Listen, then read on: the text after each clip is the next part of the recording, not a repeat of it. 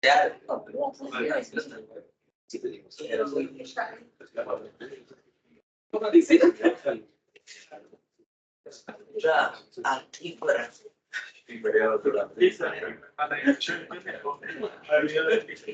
a arrancar. ¿Pudieron mirar en Teams las actividades? Hice una aclaración porque las actividades que estaban subidas en la diapositiva originalmente, muchas incluían el teorema de Gauss, las de la segunda parte de la actividad, y como no lo llegamos a ver el viernes, entonces quedaron algunas pendientes. Entonces vamos ahora a arrancar con el teorema de Gauss para completar esa parte. Yo igual les subí otros ejercicios de flujo que se pueden resolver sin Gauss, de Gauss o de la divergencia.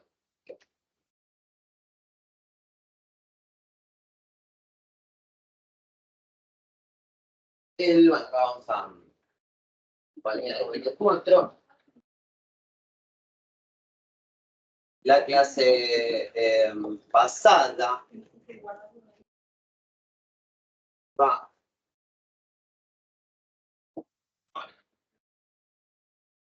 Bueno, quedamos con unos ejercicios de flujo. ¿Se acuerdan? Habíamos hecho alguna actividad donde teníamos una superficie, teníamos un campo vectorial, teníamos que orientar la superficie, y una vez que la teníamos la superficie orientada, calculábamos el flujo neto que atravesaba la superficie. Había distintas situaciones que podían ocurrir, podía dar cero la integral al evaluarla. Eso significaba que el flujo que entraba y el que salía se contrarrestaban entre sí, y otra cosa distinta que me podía pasar también es que me terminaba quedando una integral de cero. Y si me quedaba cero en el argumento integral, cualquier región me iba a dar cero, ¿no? Entonces iba a ser independiente de la región de la superficie que elegíamos. Quiere decir que para toda la superficie, en toda región, vale cero siempre. Y esto va a ocurrir solamente si esa superficie, ¿no?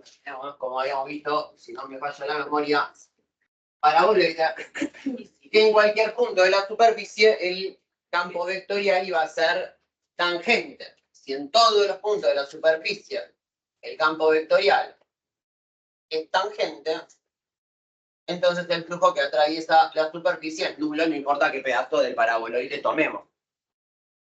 Casos medio particulares, pero que podían ocurrir también. Vamos a ver hoy el teorema de Gauss de la divergencia, por eso vamos a recordar que era la divergencia. ¿Vieron divergencia y rotor en análisis 2? ¿Les suena? ¿Más o menos? No, bueno, vamos a verlo. Son dos operadores de campos vectoriales muy sencillos. El de la divergencia nos va a servir para el teorema de Gauss y el del rotor nos va a servir para el teorema de Stokes, para las integrales de línea. La divergencia, entonces, de un campo vectorial, vamos a abreviar div de F, va a ser, dado un campo vectorial, supongamos F de X, Y y Z, ¿no? Para plantearlo en 3 dimensiones, pero podrá ser en n dimensiones. La divergencia o el rotacional se calcula en cualquier vector. Ya vemos que la parte del primer componente es P, Q y R. La primera, segunda y tercer componente del vector. Entonces, lo que va a ser la divergencia va a ser la primer componente derivada en X más la segunda componente derivada en Y más la tercera componente derivada en Z. Y si fueran 2 dimensiones, ¿no? Nuestro campo vectorial, tendríamos solo la primera parte, ¿no? P derivado de X, derivado de Y. Y si tuviéramos algún espacio quizá menos aplicable a la física, pero de 4 más dimensiones, la divergencia se planteará igual, ¿no? Primer componente del vector derivada por la primera variable. Y así sucesivamente. Vamos a hacer un ejemplo.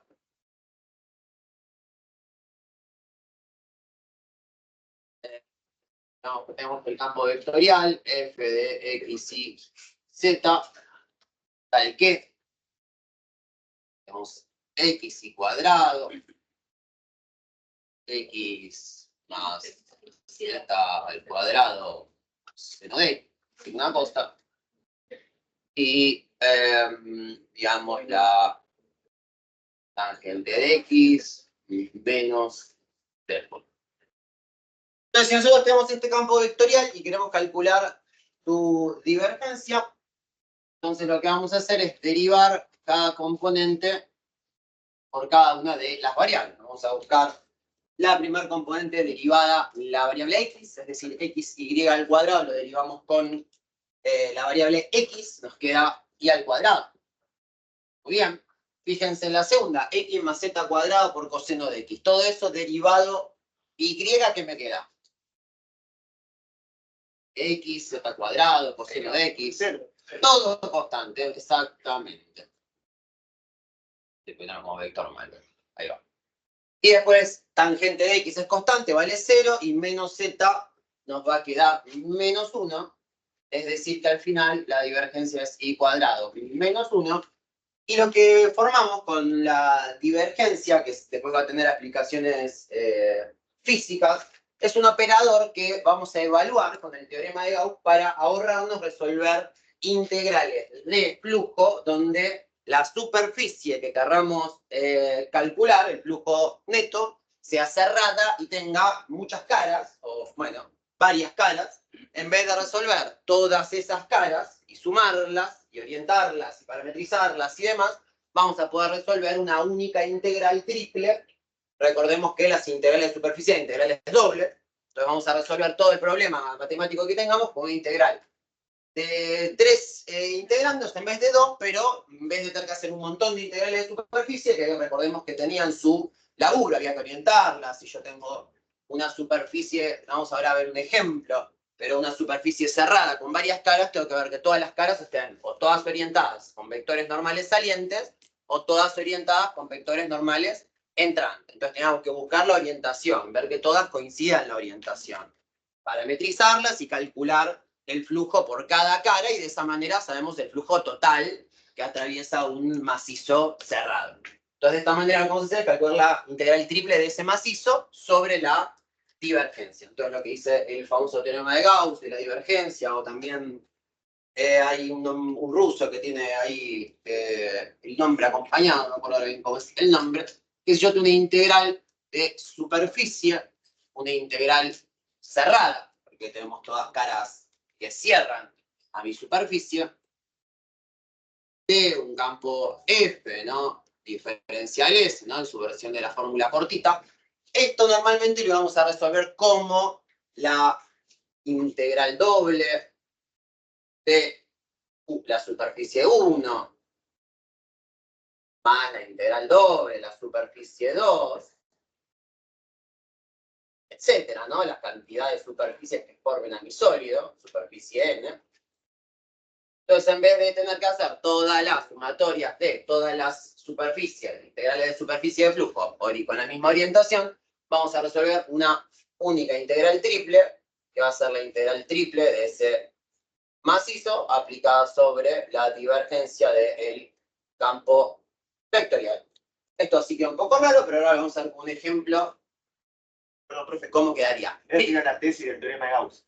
Esto sería claro. No, bueno, esto es recordar que es la divergencia en realidad, cómo se establece este operador, que hay dos operadores que se aplican a campos vectoriales muy populares, divergencia y rotacional, o rotor, y después nosotros lo usamos para plantear el teorema de Gauss. Entonces lo que va a ocurrir, vamos a hacer un ejemplo, como toda la parte de integrales dobles e integrales triples, ya la estuvimos practicando mucho. Esta clase, para meterle un poco más de pata, vamos a ir dejando algunas integrales dobles y triples como a resolver, y en todo caso ya apurar la resolución con Wolfram Alpha o alguna aplicación, como para no gastar tanto tiempo en esa otra parte, porque después se nos vuela mucho la clase. Así que vamos a plantear las integrales primero para ver cómo es la equivalencia. Vamos a dar un ejemplo de una superficie cerrada. Yo voy a terminar por aquí, así era distinta las de la guía. Supongamos que tenemos lo siguiente. Tenemos el plano x más 2y más 3z igual a 6. Y tenemos el campo vectorial. Supongamos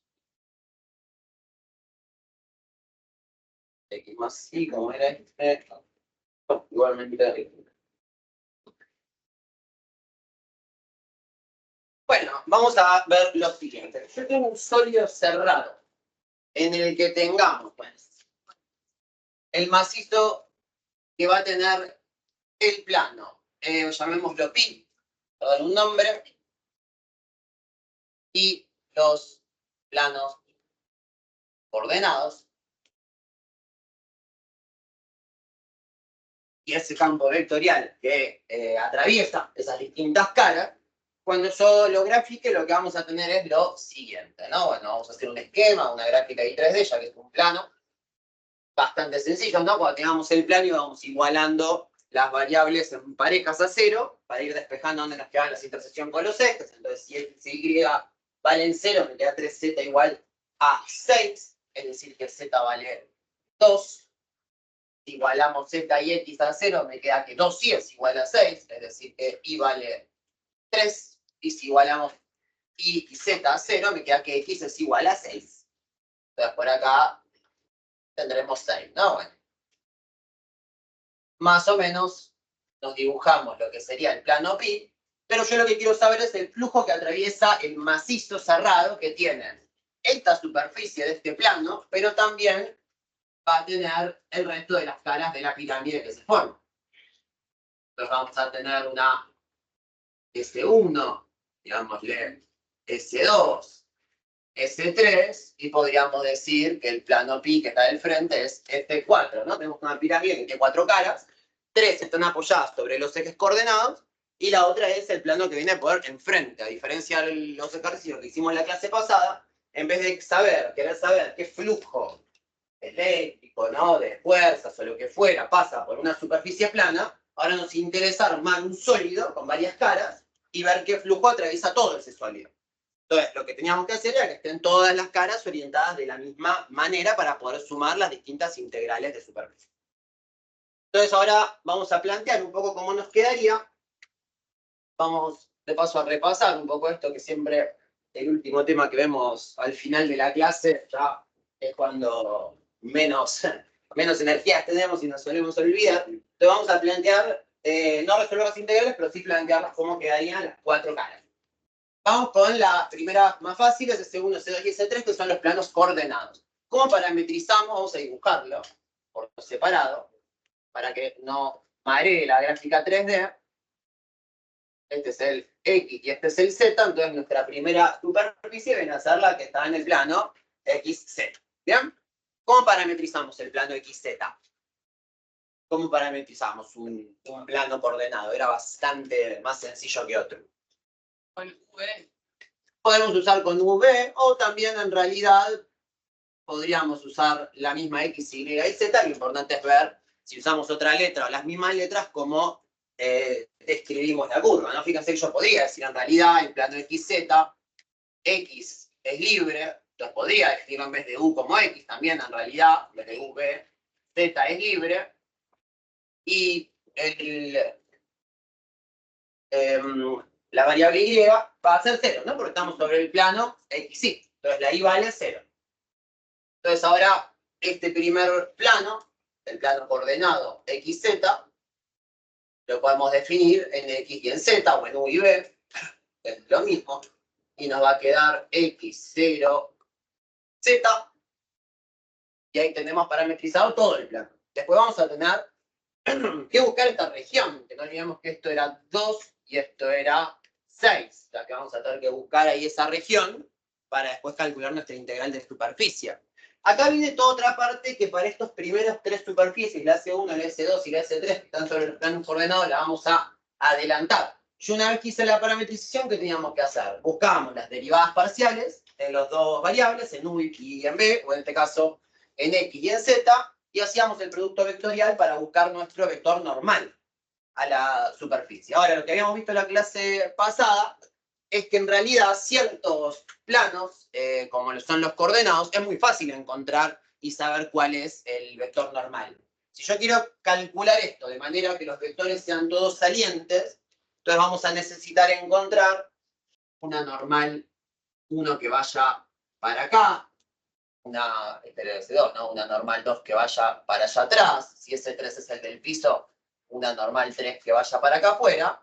Y bueno, y este plano, ¿no? El que está en perspectiva, quizá es el que cueste un poco más verlo, el de C4, pero también tendrá que tener una normal saliente. Todo saliente a la pirámide, ¿no? Entonces, el que está sobre este plano, fíjense que acá al descomponerlo va a ser un poco más fácil, lo que necesitamos es esto normal para que sea saliente. O sea, que vaya el plano XZ para los y negativos.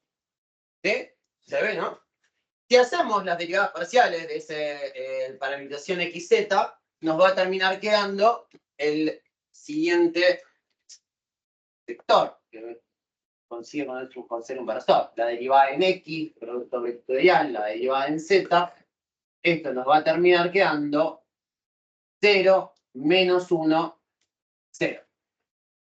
Que fíjense que en este caso es el que estamos buscando, que es el saliente. ¿Qué podía ocurrir en mi parametrización? Que me dé el entrante, que me dé 0, 1, 0, por ejemplo. Y el 0, 1, 0 iba a ser el opuesto, ¿no? Misma dirección, sentido opuesto, que iba a ser entrante a la pirámide. Entonces, para orientar todos de igual manera, en este caso queremos plantear que el ejercicio sean todos salientes, pero podríamos plantear que todos son entrantes. Es lo mismo, para interpretarlo. Sí. ¿Repetirías entonces aquí el 0 menos 1, 0? Bien, el 0 menos 1, 0 sale de plantear la derivada parcial en X. Esto es el 1, 0, 0. La derivada parcial en Z, o en U y en B, según qué cambio, si hiciste cambio de letras, que va a ser 0, 0, 1. Y si hacemos el producto vectorial, que es el determinante 3 por 3, vamos a tener en la primera coordenada I por 0 por 1, que es 0, la que se le resta va a ser I por 0, menos I por 0, que es 0 también. La que tenemos en J va a ser J por 0, menos J por 1, es decir, menos 1. Y en K nos queda K por 1 por 0, que es 0, menos K por 0, que es 0. Si hacemos este determinante, ¿no? Acá medio desprolijo matemáticamente, pero para abreviar, ¿no? Hacemos el determinante IJK 1, 0, 0, 0, 0, 1. Entonces acá lo que terminamos teniendo, vamos a ahora sí escribir la expresión en determinante, es este vector que en este caso coincide con la orientación que queríamos, que era el 0, menos 1, 0. Lo que yo recién estaba diciendo es que puede ocurrir que nos quede, según la parametrización, el vector normal que queremos o el opuesto. Nos podría haber dado otra parametrización distinta de este plano, 0, 1, 0, que sería entrante a la pirámide. Entonces, lo que tenemos que hacer, si queremos que todas sean salientes, es multiplicarlo por menos 1. Entonces, si nos dio 0, 1, 0, o multiplicamos por menos 1 el vector, o resolvemos la integral y multiplicamos por menos 1 la integral, que va a ser lo mismo. Entonces, nos va a terminar quedando lo siguiente. La integral de flujo era la integral en nuestra región R, que ahora la buscamos, así no nos distraemos con esa parte y pensamos en los campos vectoriales asociados, de el campo vectorial evaluado en la parametrización, producto escalar con mi vector normal. ¿Bien? ¿De acuerdo? Entonces, ¿cómo nos quedaría el campo vectorial? Vamos a F, y lo que es X, Y y Z lo vamos a reemplazar ahora por lo que es nuestro X0Z, ¿no? Lo que tenemos acá. Entonces, reemplazamos nuestra parametrización en el campo vectorial y fíjense lo que queda. X más Y, X más 0. Voy a escribir el 0 ahora esta primera vez para que se entienda bien de dónde sale. X al cuadrado, bueno, la X está igual. Acá si usaron U les va a quedar U más 0, U al cuadrado. En realidad es para hacer alguno con X y Z y que no todo sea con U y B. Y acá tenemos X por Y, que esto va a ser X por 0 más Z. Bueno, esto va a terminar siendo 0. Y el campo vectorial evaluado en la parametrización, hacíamos el producto con su vector normal. En este caso el 0 menos 1, 0.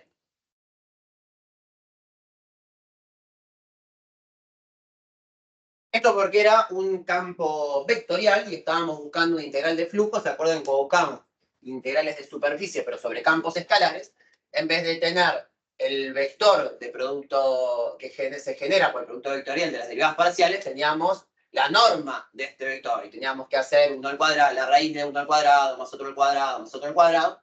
No se preocupen, igual que yo ahí les subí hace unos días la hojita con fórmulas de integrales para el parcial, para que vayan imprimiéndola, teniendo la mano. No hay que acordarnos las fórmulas de integrales de memoria. Obviamente, si no tenemos bien estudiadas las cosas, ver las fórmulas no nos va a salvar las papas tampoco. Hay que entender bien cómo se aplica cada fórmula. Entonces, bueno, ahora si esto lo multiplicamos, fijémonos que tenemos 0 por acá, o sea que en realidad 0 por toda esta parte me va a dar 0, 0 por toda esta parte me va a dar 0, me termina quedando x cuadrado por menos 1. Es decir, menos x cuadrado. Y bueno, lo vamos ahora sí a definir la región R. Y la región R es esta región de acá, que si nos marea, la podemos plantear plana, ¿no? Fuera de esa perspectiva y decir, bueno, esto es X y esto es Z, por Z pasa por 2, por X pasa por 6. ¿Qué es esta región entonces? Si la hacemos de tipo 1. ¿Qué opinan? De 0 a 6. De 0 a 6, fíjense, de 0 a 6 en X. Y ahora vamos a en Z. ¿Y en Z en qué vamos? Es un rectángulo, cuidado.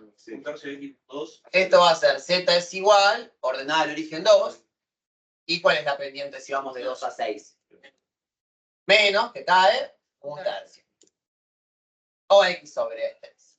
Entonces ahí tenemos que esto va a ir desde la recta Z igual a 0. Fíjense que es distinto, ¿no? Nuestra primera integral cuando decíamos Z igual a 0 es un punto. La segunda integral cuando decíamos, en este caso, Z igual a 0 era una recta, y en las integrales triples, si teníamos un 0 abajo, era el plano 0, ¿no? Cada integral tiene una interpretación distinta, porque cada integral adentro de otra depende de más variables. Entonces no es lo mismo x igual a 0 en una variable, en 2 o en 3. En una variable, x igual a 0 es un punto, así como x igual a 1 es un punto, mientras que en 3 dimensiones x igual a 1 es un plano, y en 2 dimensiones una recta, y así. ¿No es diferencial de superficie, no es diferencial de área arriba? Diferencial de superficie. A ver, ¿dónde? ¿Acá? Sí, ¿no? Acá ya lo escribimos con la fórmula, con la región, no, lo que sería con el diferencial de superficie, lo escribimos en la fórmula cortita, que vendría a ser cuando acá evaluamos, bueno, nuestra superficie, que es la superficie curva. Cuando este se convierte en la integral en R, que es en su proyección, ahí tenemos el diferencial S que se reemplaza por el diferencial de área. Porque el diferencial S en realidad no lo trabajamos. Nosotros lo que hacemos de ese diferencial S es proyectarlo y trabajar con el diferencial de área, que será en X, Y o lo que fuera. Pero ahí se hace la transferencia. Una vez que vos ya evaluás la parametrización, si vos acá decís, bueno, la integral doble de la superficie S en el campo F, diferencial S, ahí va, esta se va a convertir en una integral doble, pero que en vez de la superficie S, está la superficie R, en realidad, que es esa proyección, que es la sombra, sobre algún plano, ¿verdad? Y ahí sí va asociado a un diferencial de área. Igual la notación a veces es tramposa porque, por ejemplo, para integrales de línea se usa también el diferencial S para no agregar como notaciones distintas en los libros de texto, y en realidad un integral de línea no habla de superficie, sino en todo caso de longitud. Por ejemplo, de L y de longitud se suele usar en, bueno, en casi todos los libros que conozco, el diferencial de S para integrales de línea, y tampoco es una superficie, ¿no? O sea que, bueno, hay que tener cuidado con eso. Bueno, esta sería nuestra primera integral. Si yo resuelvo esta integral, ¿qué tengo? La cantidad de flujo que pasa por esta cara. ¿Bien? Entonces ahora lo que vamos a hacer es pensar, no lo resolvemos porque después lo hacemos todo con Wolfram alfa. Ahí me faltó acá. Un tercio. Ahí va. Plantear las otras. ¿Bien? Entonces vamos con la superficie 2, por ejemplo, la que tenemos acá en el IZ. Vamos a poner superficie 2. En este caso, como el IZ es el que escribimos sobre la hoja, sobre el pizarrón, el que nos queda plano, este es un poco más fácil de visualizar. Tenemos una recta que va a ir de 2 a 3. ¿Qué recta es la que va de 2 a 3? Así ya vamos pensando en la región. Depende de Z, depende de I. Entonces Z es igual a 2, muy bien, ordenada, menos 2 tercios de I en este caso. Y ahí tenemos nuestra otra región. Fíjense que acá, como les decía, para los planos que nos toque parametrizar, que coincidan con los planos coordenados, para ahorrarnos todo el producto vectorial que después vamos a tener que hacer, por ejemplo, para el plano que esté inclinado, ya podemos ir sacando todos los vectores normales asociados, porque fíjense que si yo estoy parado en el plano del pizarrón, yo tendré un normal para adelante y un normal hacia atrás del pizarrón. Entonces, el de adelante, ¿cómo va a ser? Si yo estoy acá sobre el plano Z ahí, ¿cómo va a ser un vector normal? En dirección de X, exacto. Será el 1, 0, 0 o el menos 1, 0, 0. Entonces ya nos podemos ahorrar hacer el cálculo porque en los planos coordenados nos va a dar eso. Nos va a dar 1, 0, 0, 0, 1, 0, 0, 0, 1 y su versión negativa, depende de cómo lo queramos orientar. Y básicamente ese 1 va en el eje que no aparece. Si yo estoy en el ZI, una cosa perpendicular va a ser si me muevo en X, uno para adelante, pero me quedo en el mismo lugar en Z y en Y, porque si no, no va a estar perpendicular. Entonces acá ya podemos saber que el vector normal que va hacia atrás, porque ahora estamos planteándolo todo de forma saliente, o sea, si acá tenemos nuestra pirámide, todo tiene que salir de esta pirámide hacia afuera, entonces tiene que ser un vector que va hacia los negativos. Entonces este vector normal, también sabemos, el normal de 2, que va a ser menos 1, 0, 0. Si hacemos el producto vectorial, no hacemos el determinante, ¿no? Ahí, entre las dos derivadas parciales, nos va a dar esto. O depende de la parametrización, nos podría dar 1, 0, 0 en otra parametrización. En este da también menos 1, 0, 0, pero si fuera el caso, la vamos a cambiar para que sea siempre todas salientes o todas entrantes, para poder interpretar el resultado. Eso Sí. lo decís vos, saliendo entrante. Bueno, sí, si yo te puedo pedir en el enunciado. Por ejemplo, en general, como por de estándar, se suele tomar como positivo, por decirlo de una manera, la orientación que es saliente y, como decir, orientación negativa hacia adentro. Pero la verdad es que cualquiera de las dos orientaciones te sirve para interpretar qué es lo que pasa con el flujo. Vos necesitas saber en esa superficie si hay más flujo que sale o que entra, y para eso tenés que saber si estás orientado hacia afuera o hacia adentro. Sí. En los planos coordenados, no. Una vez ya lo hicimos en la clase pasada y descubrimos que daba eso. Una vez que ahora ya lo sabemos, si tienen alguna vez que el parcial, por ejemplo, parametrizar los planos coordenados, específicamente una sección de plano coordenado, entonces ya vamos a saber que el vector normal va a dar eso y nos podemos ahorrar el camino. Si dudamos, no nos acordamos, lo hacemos, ¿sí? El problema de Gauss es básicamente para no tener que calcular la... Para no calcular estas 4 integrales de superficie, que aunque sean dobles, es muy tedioso hacer las 4, y mientras que una sola integral triple, aunque sea triple en vez de doble, es una única. Vamos a calcular la integral triple de volumen de esta pirámide, cosa que hicimos como por la clase 2, por decir una cosa, solo que tenemos que calcular la integral triple no de 1, como cuando calculamos un volumen cualquiera, sino la integral triple de lo que nos dé la divergencia. Entonces, nos va a ahorrar muchísimo trabajo, pero nos sirve para casos de superficies cerradas, superficies que tienen una cara, si es una esfera, o varias caras, pero que completan una superficie cerrada. Vamos a plantearnos también esta, entonces, si yo estoy en el plano, en este caso, de la superficie 2, vamos a... acá la tenemos. Entonces, si estamos en Y y en Z, ¿cómo será la parametrización? Vamos a tener G2, digamos bien, dependiendo de Y de Z. ¿Qué tenemos? X va a valer 0, Y vale Y, Z vale Z. Entonces tenemos nuestra parametrización que es 0, Y Z, o 0, U y B, si quisieron cambiar las letras. Bueno, ahora que ya en estos planos nos ahorramos hacer el producto vectorial, fíjense que es más fácil. Parametrizamos, reemplazamos en el campo vectorial, multiplicamos por el versor. Y ya va a quedar un poquito más rápido. Entonces reemplazamos 0, Y y Z, otra vez, en nuestro campo vectorial. Vamos ya a poner la región, si queremos, ¿no? Si no, yo muchas veces lo que hago es poner la integral doble R hasta que resuelvo todo lo que hay adentro de la integral para no estar gastando notación y poner entre 0 y 6, entre 0 y 2 menos un tercio de X. Conviene decir integral doble en R, diferencial área, y resolver lo que tenemos adentro, y una vez que terminamos de resolver lo que está adentro, ahí sí, escribimos la región, como para no marearnos y no mezclar cosas, ¿entienden, no? Entonces, bueno, 0 y Z, lo reemplazamos. ¿Qué nos queda el campo vectorial? Primer componente, 0 más I. Bien. Segunda componente, C, 0 al cuadrado.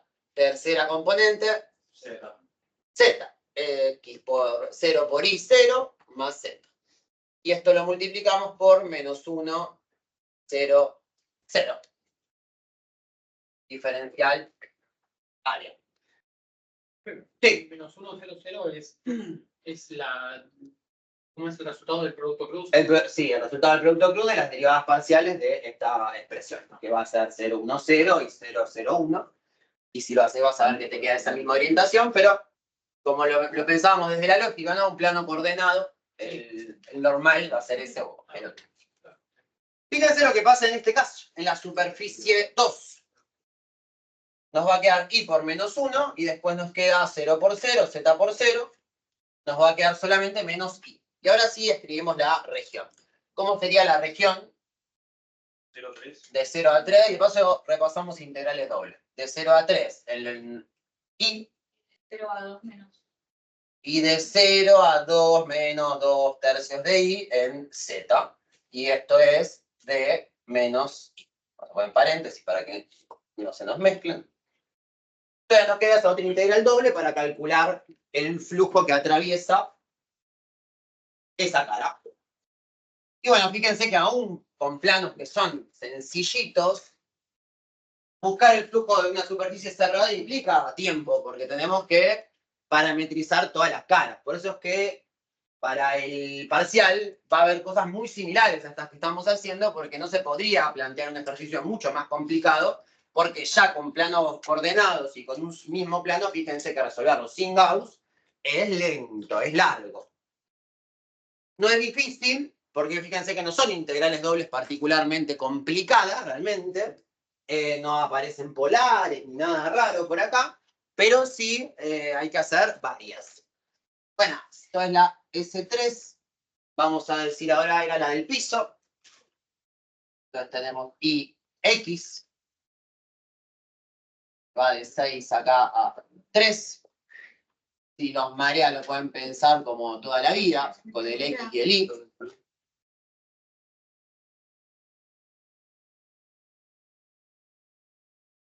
¿Y cómo va a ser el vector normal saliente a esta cara? Para abajo. Y si va para abajo, ¿qué vendría a ser? 0, 0 menos 1. Ahí va. Y nuestra parametrización será G3, en este caso de X y de Y, y valdrá X y Y libres, y Z vale siempre 0 porque estamos sobre el piso. Acá lo planteé, ¿no?, en forma plana para que no se mareen con la recta, para encontrar la región, pero estamos trabajando, ¿no?, sobre esta cara que es la que está en el piso. Entonces vamos a hacer ahora la integral en la región R del campo vectorial evaluado en la parametrización, que ahora es X, Y y 0. Y nos va a quedar X más Y, X al cuadrado, y X por Y, porque es X por Y más Z, que es 0. Y esto lo multiplicamos por 0, 0, menos 1. Bueno, diferencial área. Y esto que va a ir la integral doble entre 0 y 6 en X. Y va a ir, ¿qué sería esta recta? Igual a 3, muy bien, menos 1/2 de X. O X sobre 2. Entonces tendremos la integral que va de 0 a 3 menos 1/2 de X, diferencial Y. Bueno, y acá adentro, a pesar de que tenemos algunas expresiones más complicadas, se nos van tachando y nos queda menos XY. Y ahí tendríamos nuestra tercera cara. La última, la más complicada, va a ser la que está dando por el plano pi, que es la de frente, que es la que un poco más de trabajo nos va a dar, porque acá sí tenemos que buscar el producto vectorial y no lo podemos deducir, porque acá tenemos que reescribir y no vamos a tener tantos ceros como nos pasaba antes, así que con cuidado. Bueno, vamos a reescribir nuestro plano. Vamos entonces a escribir la parametrización. Se puede usar la ecuación paramétrica del plano, cosa que hicimos en la clase pasada, ¿no? Con alfa y beta, que habíamos parametrizado el plano, sí, que un poco ahí eso de análisis 2, pero también lo que podemos hacer siempre es hacer una parametrización donde decimos, bueno, X es X, Y es Y, y si podemos despejar Z del resto, entonces ya está. Entonces, ¿qué va a ser Z? Vamos a ver el plano, lo tenemos por acá. Si yo despejo Z, me queda que 6 menos X menos 2i es igual a 3z, y si pasamos el 3 dividiendo, me queda que z va a ser 6 dividido 3, que es 2, menos x sobre 3, menos 2 tercios de i. Entonces, como lo puedo despejar, otra manera de parametrizarlo, sin tener que acordarnos la fórmula paramétrica del plano y meter un alfa y beta y demás, es despejar z. Entonces decimos ahora, bueno, x es x, y es y, y z es 2 menos x sobre 3, menos 2 tercios de i. O ponerlo así también. Profe, Sí. entiendo cuál sería la cuarta cara. La cuarta es la del frente, el plano pi, el que está inclinado. Vos tenés 1, 2, 3, las 3 caras que están sobre los planos coordenados y la inclinada, que es la más complicada de pensar. Entonces, bueno, acá sí la vamos a trabajar bien. Vamos a hacer nuestra parametrización, nuestra cuarta parametrización, en X y en Y, en este caso. Podríamos haberlo hecho con alfa y beta, como en la clase pasada. Y lo que vamos a tener es entonces X y 2 menos 1 tercio de X menos 2 tercios de Y. Y lo que vamos a hacer ahora sí son las derivadas parciales para hacer el producto vectorial y buscar el vector normal, que en este caso ya no es evidente como los otros, ¿no? Bueno, vamos a hacer la derivada en X. Fíjense, X derivada de X me queda 1, y derivada de X me queda 0. 2 menos 1 tercio de X menos 2 tercios de Y, derivado X me queda menos 1 tercio. Y si hacemos la derivada parcial en Y, me queda X derivada 0, Y derivada 1 y menos 2 tercios. Hasta ahí estamos bien, ¿no? Bueno, hacemos el producto vectorial. Ahora para buscar nuestro versor normal tenemos que ver si coincide con todos los otros, que es saliente. Entonces, hacemos I, J, K, 1, 0, menos 1 tercio, 0, 1, menos 2 tercios. Hacemos el determinante, ¿no? Para saber qué es G de X por G de Y. Bueno, vamos a la primera componente en Y. Tenemos I por 0 por menos 2 tercios. Me queda 0. Después tenemos menos 1 tercio por 1 por Y, menos por menos más, o sea que me queda la primera componente, 1 tercio, ¿no? Y por 0 por menos 2 tercios, y la que resta y por menos y por menos 1 tercio por 1, ¿no? Importante, la determinante de 3 por 3, acá lo estoy haciendo con la regla de Sarrus, quizá alguno lo hace con Laplace, pero es lo mismo, determinante de 3 por 3. Vamos con J, J por 1 tercio por 0, que me queda 0, y el que resta sería J por 1 por menos 2 tercios, negativo, o sea que me va a quedar menos por menos más, 2 tercios. Y K me va a quedar K por 1, que es 1, menos K por 0, que es 0. Entonces tenemos este versor normal. ¿Y este versor qué les parece al plano inclinado? ¿Es saliente o entrante? Saliente, ¿no? Me paro en cualquier punto del plano y voy a moverme hacia adelante en X, hacia adelante en Y, hacia adelante en Z, ¿no? Entonces vamos a terminar estando de forma saliente. Coincide con toda la orientación, así que no tenemos que cambiarlo, sino lo multiplicamos por menos 1. Y ahora sí tenemos ya nuestra última integral. Solo que si es al revés, tenemos que restar la última integral. Tendríamos, no, bueno, sí, puedes restarla al resto, hacerla normal y restarla, que es lo mismo que multiplicarla por menos 1. Exacto. Ya por fin nos sale igual. Sí, o sea, claro, si yo acá multiplicar por menos 1 el vector, como después lo metemos, es lo mismo que sacar el menos 1 como factor común y sacarlo por el integral. O sea que es lo mismo. O ir sumando y restando las que están orientadas distinto, pero eso a veces nos marea si son muchas caras. Empezar, bueno, estas están para afuera las sumo, estas otras las resto. Mejor ir en cada paso estableciendo qué valor queda cada integral para que después sumar los 4 valores, que total es multiplicar por menos 1, ¿no? No, y nos olvidamos después, ¿cuál era saliente? ¿Cuál era entrante? Ya nos sacamos de encima eso. Bueno, este va a ser el más complicado porque al evaluar en nuestro campo vectorial nos van a quedar una integral más compleja. Y fíjense que en este caso podríamos, el plano inclinado, a diferencia de los otros, proyectarlo sobre distintas regiones. Bueno, podemos proyectarlo siempre que nos da lo mismo. Usualmente lo proyectamos sobre el piso, ¿no? Que ya lo teníamos planteado acá arriba, ¿no? O sea, para el plano inclinado, la región R va a coincidir con la que hicimos acá en S3. Si lo queremos proyectar sobre el plano XZ, va digamos, coincidir con la región S1 o va a coincidir con la S2, según en cuál lo queramos proyectar. Bueno, vamos a evaluarlo entonces, nuestra región, digamos, repetida. Vamos a poner igual la integral doble de región R y después lo completamos, no estamos copiando tanto. Nos queda el campo vectorial. Ahora lo tenemos que meter la parametrización acá. X más Y, no tengo gran problema. Como acá lo que me quedó largo es Z, que aparece solamente al final.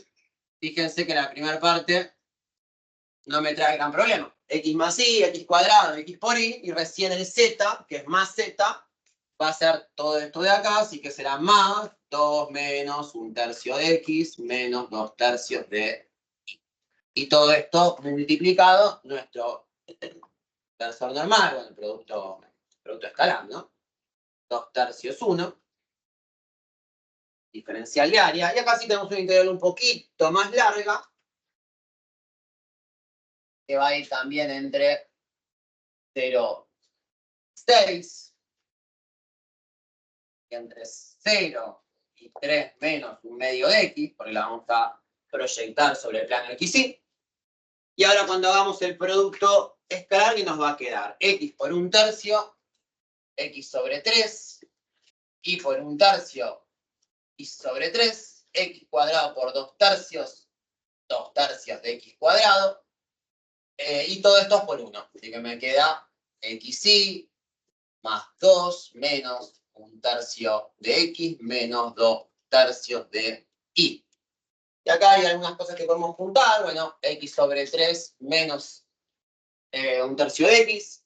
Y después tenemos, bueno, Y sobre 3, ¿no? Y menos 2/3 de Y. Si a 1/3 de Y le restamos 2/3 de Y, me va a quedar menos 1/3 de Y. Y ya, en realidad, ¿no? Por eso de I de X. Esto sí, acá va a ser de Y de X. Se puede juntar entonces este término con este término y después el resto no, pero es una integral, digamos, de términos polinómicos.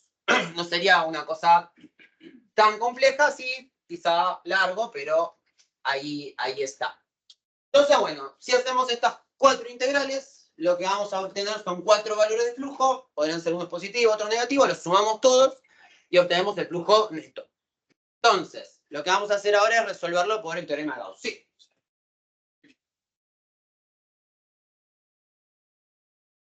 La región de integración, Va a quedar igual. en este caso despejamos Z en la parametrización, entonces vos parametrizaste todo en X y Y, entonces el plano inclinado lo proyectás sobre X y, pero vos el plano lo podrías haber despejado en Y y usabas, al despejarlo en Y, el XZ.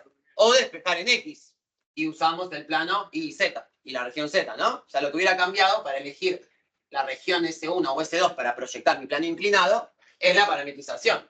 Elegí una parametrización que depende de X y de Y. Entonces la región de integración va a ser en X y en Y. Si queríamos elegir otra región de integración porque es más fácil, despejamos el plano en vez de en Z en otra variable. Total, el plano lo podemos despejar como queramos, ¿no? Bueno, vamos a plantear por acá cómo sería esto según el teorema de Gauss. Según Gauss.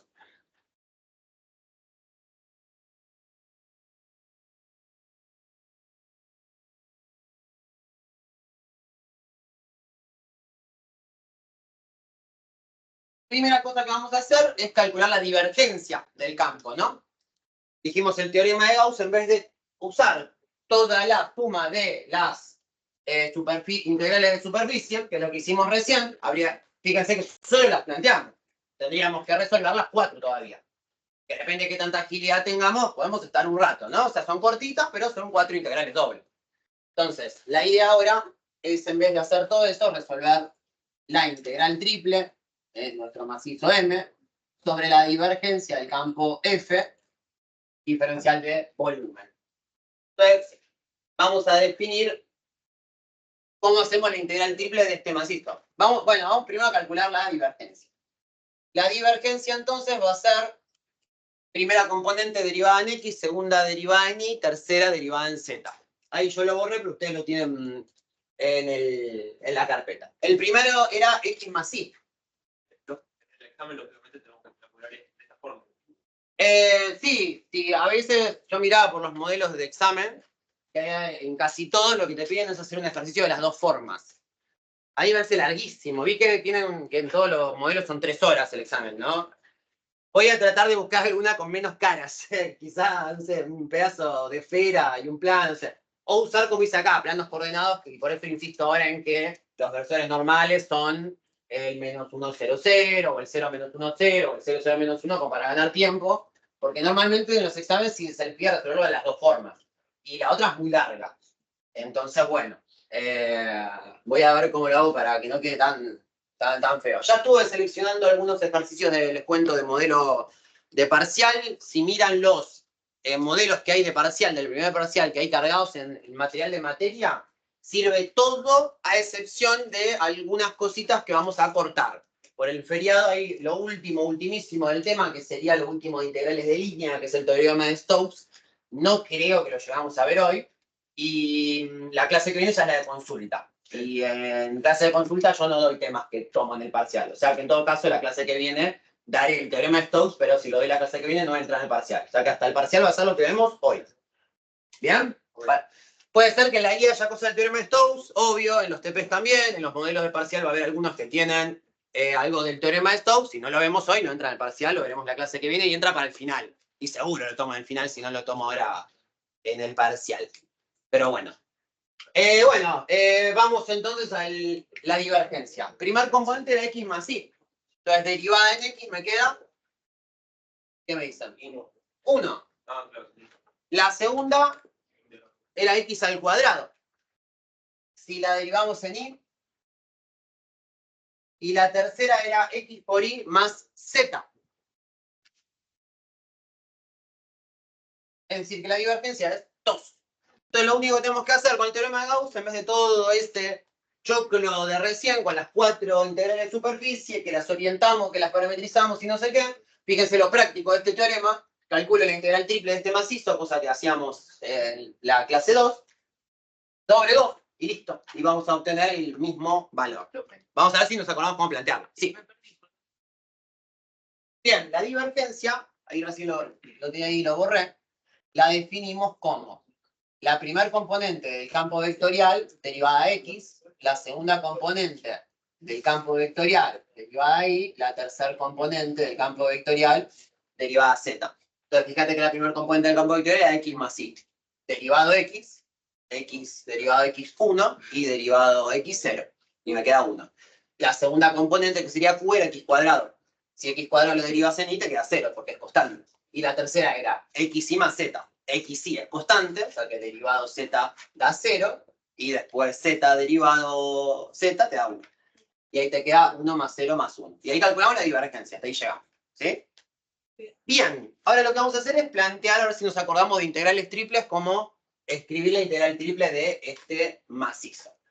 Bueno, en este caso podemos resolverlo de muchas maneras, podemos proyectarlo también de varias formas. Yo les había subido a la plataforma un ejercicio donde se resolvía, ¿no?, esto de las 6 maneras, un ejercicio parecido de las 6 formas distintas, ¿no? Yo podría plantearlo como región de tipo 1 y tipo 2 con una proyección en el plano XY, o de tipo 1 y tipo 2 con una proyección en el plano XZ, o tipo 1, tipo 2 proyectado en el YZ, ¿no? Al estar en 3 dimensiones, la integral triple podría plantearse de estas 6 formas diferentes. Para no marearnos tanto, muchas veces lo que solemos hacer cuando podemos es la clásica de proyectarlo sobre el plano XY del piso, ¿no? Que este recién lo habíamos buscado, que me quedaba entre 6 y 3, que esto iba a ser la recta Y igual a 6 menos 1 medio de X. Y ahí tenemos una región. Entonces vamos a plantear la integral triple. Está al revés. Ah, está al revés. Era X, claro. Ahí va. 6 y 3. O sea, 3 menos 1. Ahí va. Bien, nos quedaría así. Primera integral, ¿entre qué y qué va? ¿Y de qué variable? Si lo vamos a plantear con esa región R. Si esta es nuestra región R, en Y y X vamos a evaluar nuestra integral triple en Z, desde los valores mayores de Z hacia los menores. Es decir, que vamos a entrar, vamos a olvidarnos de la normal ahora, porque ahora estamos resolviendo una integral triple, no hay orientación, ahora vamos a hablar de eso. ¿Por qué en Gauss no hay orientación y en los otros sí? Ahí hay un problema que resolver, porque el flujo necesita orientación para interpretarse, pero vamos a seguir adelante. Entonces, en Z vamos a entrar por el plano inclinado y vamos a salir por el plano Z igual a 0 del piso. Entonces, ¿cómo sería la integral triple? Primera integral, ¿entre qué y qué? De 0 a 6, muy bien, de 0 a 6, ya ponemos por acá atrás, de X. Siguiente integral. Estamos en la parte, ¿no?, de región de tipo 1. A3 menos un medio A. Y la tercera integral, entramos por el plano. ¿Cómo lo habíamos despejado? Z igual 2 menos 1/3 de X menos 2/3 de Y, despejado en Z. Entonces vamos a entrar por ahí. Vamos a entrar por Z igual a 2 menos 1/3 de X menos 2/3 de Y, que es el plano despejado en Z, y vamos a salir Z igual a 0. Fíjense lo que decía hace un rato. Estos ceros que tengo acá abajo, cada uno es una cosa distinta. Es el punto 0, la recta 0 y el plano 0, ¿no? Cada integral tiene más variables, o sea que es un poco más compleja la cosa. Bueno, D de Y y D de Z, ¿no? Porque el último era el de Z. Y lo calculamos, la integral triple sobre 2. Entonces, el mismo problema, en vez de resolverlo por las otras 4 integrales de superficie, lo podemos resolver por esta única integral triple calculada sobre la divergencia. Perfecto. Lo explicó, pero no lo entendí. ¿Por qué quedó en 2? La triple. Bueno, en la divergencia. Hacemos la derivada en X, la derivada en Y, la derivada en Z de cada elemento de tu campo vectorial. El primero, fíjate que era X más Y, derivado de X más Y te da 1. Sí. El X cuadrado derivado de Y te queda 0. Y el otro era XY más Z, ¿no? Entonces, ya por la duda les pongo, capaz de que tenga X más Y es lo que derivamos en X. Acá tenemos la derivada de X cuadrado según Y, que da 0. Y acá tenemos la derivada de X por Y más Z, derivada en Z. Entonces, X y da 0, la derivada en Z 1. 1 más 0 más 1, 2. Sí. Podría haber quedado la divergencia, como en el ejemplo que vimos hace un rato, las variables.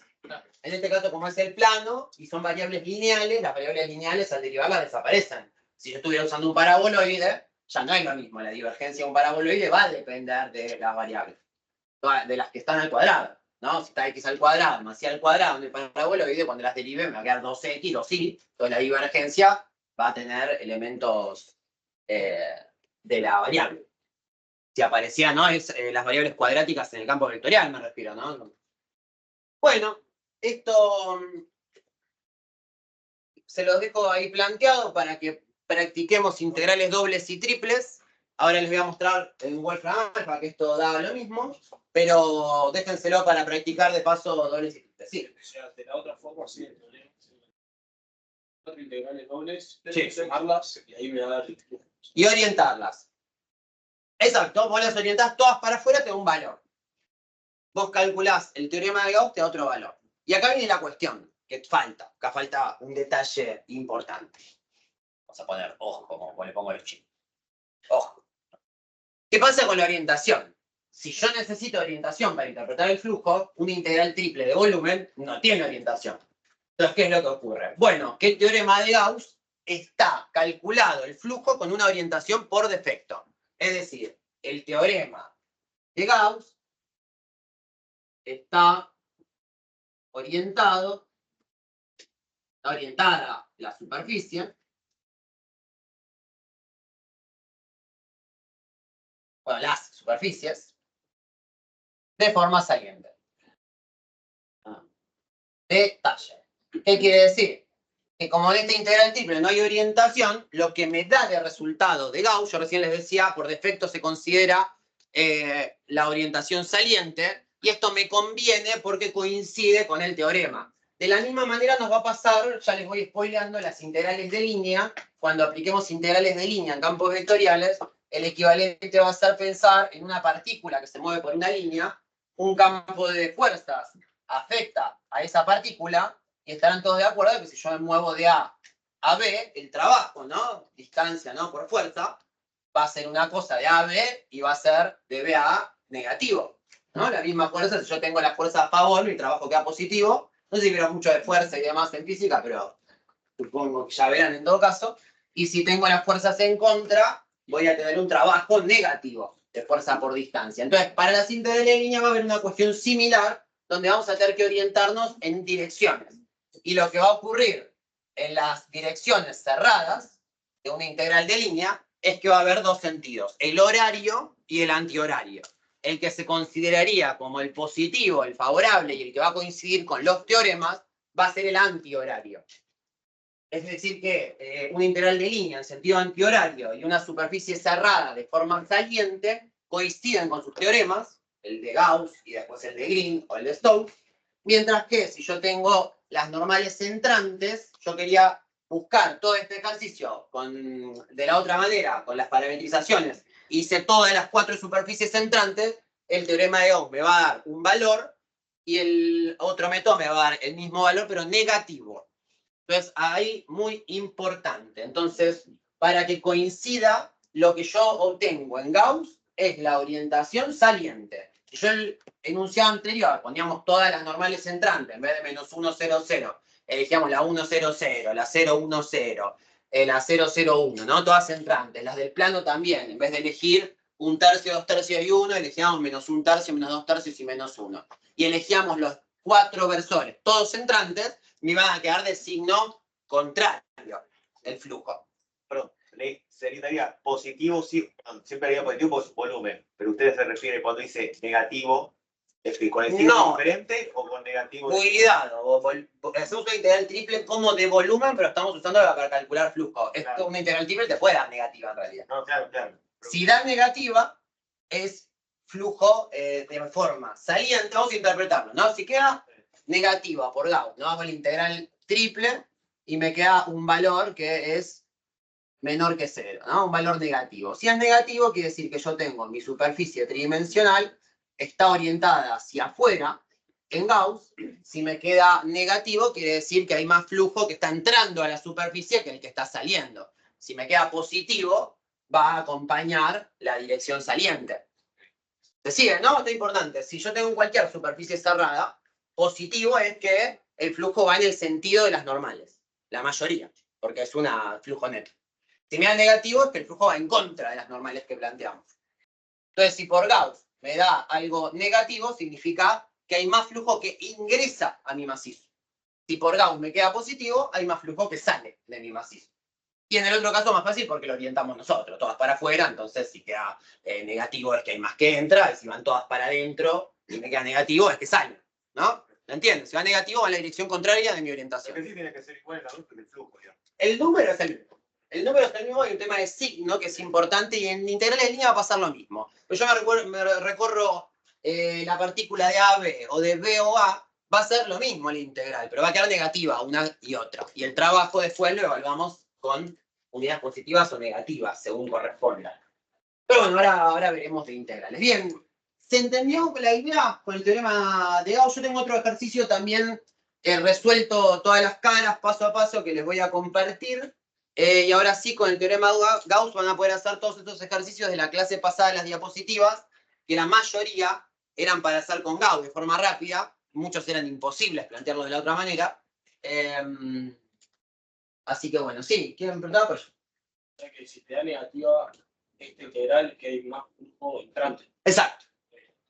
Sí, porque la orientación de Gauss va a ser saliente. Así como la orientación de Green o de Stokes va a ser antihoraria. Ahí cuando hablemos de curvas. Y una curva cerrada, unos dirán, bueno, sentido horario, antihorario, quizá nos cueste si vemos la curva en un plano o en el otro. Bueno, ahí se usa algo mucho que es de física, que es la regla de la mano derecha. Que la regla de la mano derecha es básicamente que el pulgar, ¿no? El pulgar arriba, es el vector. y si me muevo en sentido antihorario es como la palma, ¿no? O sea, yo tengo así, me muevo así. Eso sería antihorario. Ese es el sentido de movimiento que se considera por defecto como positivo y es el que acompaña los teoremas. Si yo voy en sentido horario, contrario, ¿no? Giro para el otro lado, entonces en ese caso tengo que tomar el sentido contrario en los teoremas. En los teoremas, cuando nosotros resolvemos integrales de línea parametrizadas, va a pasar lo mismo que en integrales de superficie parametrizada. Las vamos a orientar nosotros, vamos a ver qué orientación tienen e interpretarlas va a ser automático. Ahora, si usamos un teorema, ¿qué va a pasar en las integrales de línea? Vamos a convertir integrales de línea, que son integrales simples, en integrales dobles. O sea, Gauss transforma varias integrales dobles en una integral triple, no parametrizada. Green y Stokes van a convertir varias integrales de línea parametrizadas en una única integral doble. Los dos teoremas, en realidad, uno se deriva del otro. Green se deriva de Stokes. Stokes es para Rn, lo usamos para R3, pero serviría para plantear R4, R5 y demás. Igual seguramente no lleguemos a verlo con detalle. Y Green va a ser para plantearlo en R2 particularmente. O sea, la versión de Stokes para 2 dimensiones. Que es un poco más sencillita. Bueno, vamos a borrar y vamos a ver qué son entonces las integrales de línea. ¿Viste nomás para R3? Green es para R2 y Stokes es para R3 en adelante. Y se deriva del de Stokes el de Green, en realidad. El de Green plantea el rotacional, que así como tenemos la divergencia, va a haber otro operador de vectores que se llama rotacional, que tiene que ver con un producto vectorial también. No es nada del otro mundo en realidad. Eso sí lo vamos a llegar a ver ahora en esta clase. Bueno, integrales de línea. ¿Vieron en análisis 2? Yo sé que muchas veces pregunto y capaz que no se acuerdan, pero para calcular la longitud de una curva, ¿usaron la formulita de longitud de curva? ¿Qué longitud tiene tal o cual curva? ¿Les suena? Con integral, una integral. Resolver mediante una integral qué longitud tiene alguna curva. Una formulita que era con la raíz. ¿Cómo es la fórmula de distancia? La distancia de un punto al otro, ¿cómo se define? ¿Ah?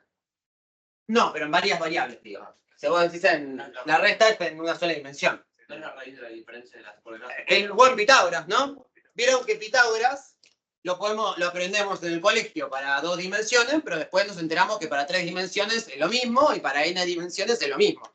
Yo quiero saber la distancia de un punto en 4 dimensiones A, B, C y D, el origen de coordenadas, y va a ser la raíz cuadrada de A cuadrado más B cuadrado más C cuadrado más D cuadrado. O sea, la suma de los cuadrados de las componentes, le aplicamos la raíz y tenemos una fórmula de distancia que va a servir para cualquier dimensión. Entonces ahora lo que sucede, si nosotros queremos calcular la longitud de una curva, vamos a ir a grabar un poco, pues se lo muestro en la diapositiva más lindo. Entonces yo querría ver esta curva que me dirá bien. Lo que vamos a hacer, parecido a superficie, que descomponíamos una superficie curva en muchos paralelogramos infinitamente pequeños, y pensábamos en la fórmula del paralelogramo y demás, esto es mucho más fácil de visualizar. ¿Cómo vamos a modelizar una curva? ¿Qué conocemos fácil para modelizar una curva? Parecido a pensar en los planos. ¿Qué se les ocurre? A, B.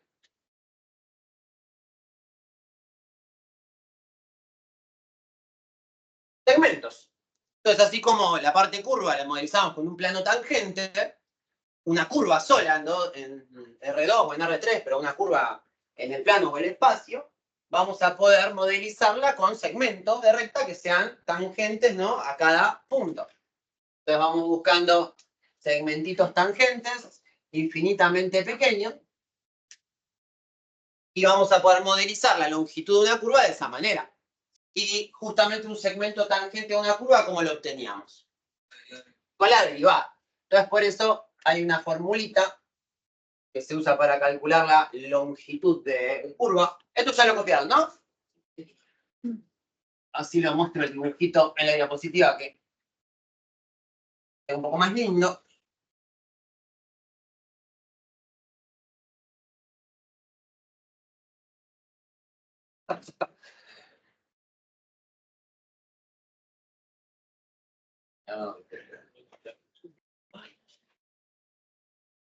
Ya se puede dormir.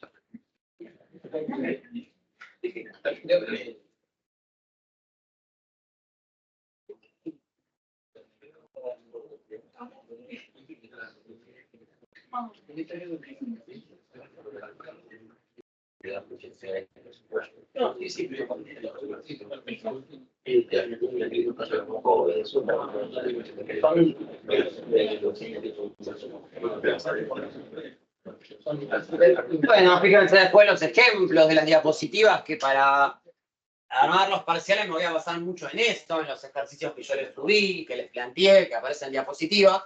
Si bien los modelos de parcial que hay de otras cursadas sirven, y yo voy a armar ejercicios como los que vimos en clase, así que estén muy atentos a todas las diapositivas, a todas las actividades subidas, a todo lo que está en Teams, todo lo que está después del material de la materia, sirve como extra. Está bueno porque hay muchos modelos de parcial y muchos ejercicios que son parecidos a lo que vemos, evidentemente, pero sobre todo miren bien todo lo que hay en las diapositivas. Bueno, fíjense que para definir entonces, que esto yo lo tenía medio de análisis 2, una longitud de un arco, o sea, de una curva en particular, es una integral donde tenemos la fórmula de distancia, pero claro, en vez de tener las componentes al cuadrado, x, y, lo que hacemos es parametrizar la curva en una variable, supongamos t. En general, cuando parametrizamos en dos variables se usa la u, la b, y cuando usamos una en t, pero da lo mismo. Entonces va a ser x, y, pero derivado, para buscar lo que sería el equivalente, ¿no? Esa idea de pensar la tangente del punto al cuadrado, y la rex, como la fórmula de distancia, pero con diferenciales, para pensar esto de que cada puntito tengamos la recta tangente. Bueno, esto vamos a hacer algún ejercicio, ya que no lo vieron antes en análisis 2 o demás. Vamos a suponer algo de distancia antes de línea. Bueno, ahí ya que lo escribí, sí lo defino. Una integral de línea en realidad va a ser un caso, vendría a ser la longitud de un arco, un caso particular. Una integral de línea va a ser una curva asociada a un campo escalar. Entonces yo tengo mi curva, tengo mi curva C, por ejemplo, y tengo un cierto campo escalar donde esa curva C se proyecta, ¿no? Imaginémonos esta parte de arriba donde la curva C que tengo en el piso se proyecta sobre algún campo escalar. Geométricamente no es tan interesante porque podría ser el área de esa valla que queda formada entre el piso y la curva de arriba, que no es tan útil, pero después cuando usemos integrales de línea, en vez de el campo escalar ser una superficie, nos vamos de la parte geométrica, si el campo escalar fuera el campo densidad, lo que vamos a obtener es la masa de la curva, ¿no? Por ejemplo, un alambre, ¿no? Si un alambre, un hilo que tiene tal fórmula de densidad, podremos calcular la masa, y si estamos en campos vectoriales vamos a poder calcular el trabajo de una partícula que recorre un cierto camino con tal campo de fuerza. Si las tenemos a favor me quedará un trabajo positivo, si las tenemos en contra tenemos un trabajo negativo. Similar a lo que nos pasaba en flujo. Bueno, vamos a hacer un ejercicio de longitud. ¿Cómo es?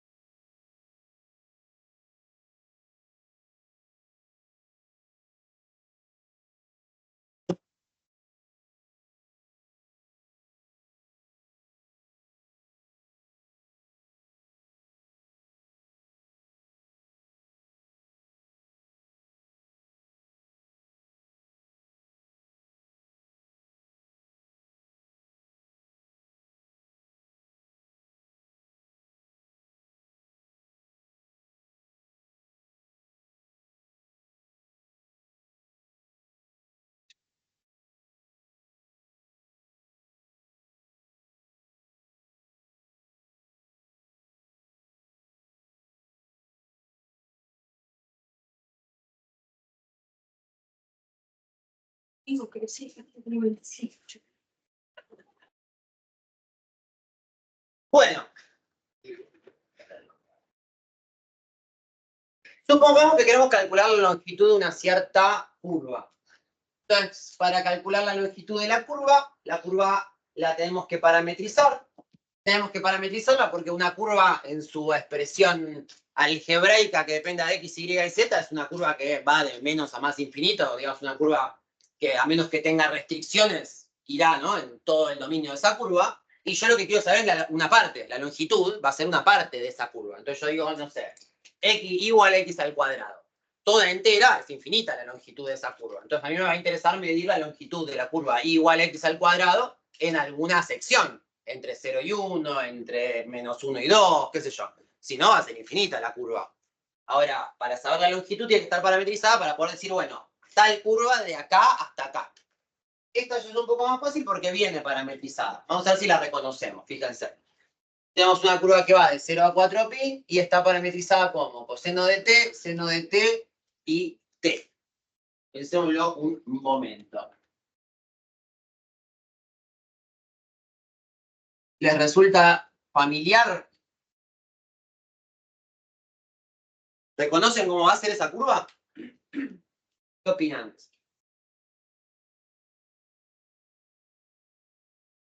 Coseno de t, seno de t. La primera parte al menos, si está olvidando, ¿no?, la tercera componente que es t. Tenemos la primera parte, coseno de t, seno de t, ¿qué vendría a ser? No, porque no es una circunferencia. es una circunferencia, muy bien, cuidado. Esto en polares, cuando en polares tenemos x es coseno de t y es seno de t, en realidad tenemos una circunferencia de radio 1, porque polares es, recordemos, ¿no?, polares. Importante, a coseno de t, a seno de t, donde a es el radio. Si yo tengo coseno de t, seno de t, tenemos una circunferencia de radio 1. Entonces acá tenemos en esta primera parte circunferencia radio 1. Pero ¿qué es lo que pasa? Tenemos en la tercer componente, en la componente z, nos aparece la variable t. Y esto nos da la idea de un cilindro, pero es una curva igual porque depende solo de t, no depende de dos variables. Entonces imaginémonos lo que va a ocurrir.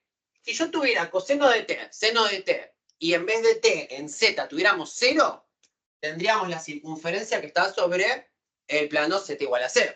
Si yo tuviera coseno de t, seno de t y 3, tendríamos una circunferencia a la altura de z igual a 3. Si yo pongo que z, que es la altura de esta circunferencia, también depende de la variable, significa que esta circunferencia, a medida que avance en la circunferencia, va a ir ganando altura. Entonces, ¿qué es lo que va a ocurrir? Yo arranco en el 0, ¿no? Digo, bueno, arrancamos en el ángulo 0 de esta circunferencia, que su proyección va a ser sobre el piso, la circunferencia radio 1, pero a medida que avanzamos en el ángulo, va ganando altura. Un resorte, claro, como una escalera caracol, un resorte, lo que se imaginen, y como va de 0 a 4pi da 2 vueltas, ¿no? Va a arrancar acá, va a llegar, ¿no?, a hacer una vuelta, y más o menos por acá llegará a hacer la otra vuelta. Entonces, en vez de ser una circunferencia cerrada, que eso sería coseno de t, seno de t y un número, que será la altura de la circunferencia, si hago variar la altura, entonces a medida que avanzamos los ángulos en la circunferencia, vamos ganando altura, y esa es la parametrización realidad de un resorte, ¿no? Coseno polares, pero después tenemos una altura que varía. Entonces, fíjense que vamos avanzando y la circunferencia no se cierra, sigue subiendo a medida que t sea más grande. Bueno, vamos entonces a pensar con la formulita de longitud cómo resolver este integral de línea. Al estar parametrizada la cosa es un poco más fácil. Vamos a ir de 0 a 4pi y tenemos nuestra formulita que dice que vamos a hacer la raíz cuadrada de las derivadas, ¿no?, parciales elevadas al cuadrado. En este caso, derivada parcial primera, coseno de t, va a ser menos seno. Bueno, lo vamos a poner acá al lado para no olvidarnos, porque están perdidos. Entonces, bueno, e de t va a ser menos seno de t, coseno de t y 1. Y ahora vamos a tener cada una de esas derivadas en t elevadas al cuadrado. Entonces nos queda menos seno de t al cuadrado, o corto, más el coseno de t al cuadrado más 1 al cuadrado. Bueno, y fíjense que me queda esto. Me va a quedar la integral entre 0 y 4pi de ¿qué? Seno de t al cuadrado, coseno de t al cuadrado, coseno cuadrado de t. Seno cuadrado de t más coseno cuadrado de t más 1 al cuadrado, 2. Entonces tenemos la integral de 0 a 4pi de raíz de 2. O no aparece la variable t y desapareció, esto va a ser 4pi menos 0, 4pi raíz de 2. Y ahí podemos saber la longitud de nuestro resorte. ¿Bien? Bueno, esta es un caso particular de aplicaciones de integrales de línea, cuando en vez de aplicarla a un campo escalar o a un campo vectorial, aplicamos la fórmula de integral de línea evaluada en el 1. Digamos, acá tenemos esta formulita multiplicada por 1. La diferencia, si queremos aplicar una integral de línea en un campo escalar, es que vamos a tener esa misma parte, la raíz cuadrada de las derivadas de la parametrización al cuadrado, multiplicado en mi campo escalar. Esa va a ser la diferencia. Geométricamente es esa valla que les mostraba, bueno, acá un poco dibujaba, ¿no? Pero en realidad la parte geométrica no es tan interesante. Lo interesante es que si ese campo escalar representara, por ejemplo, la la densidad, podemos obtener la masa de una curva. O si ese campo en vez de escalar sea vectorial, ahí la cosa sí va a ser mucho más útil porque podemos meternos en trabajo y demás, ¿no? Entonces, para todo lo que es circuitos eléctricos y todo eso, yo tengo un cierto recorrido de circuito eléctrico que lo vamos descomponiendo con distintas curvas. Ese circuito eléctrico está afectado por un campo eléctrico, ¿no? F, ya, fuera, para saber, ¿no?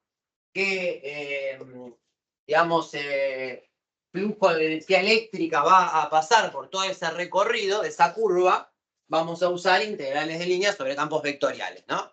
Como con las de superficie pasa lo mismo. Cuando las aplicamos sobre campos escalares son más fáciles, pero no son tan útiles. En campos vectoriales tienen muchas más representaciones físicas, que es lo que a ustedes les va a interesar para el día de mañana.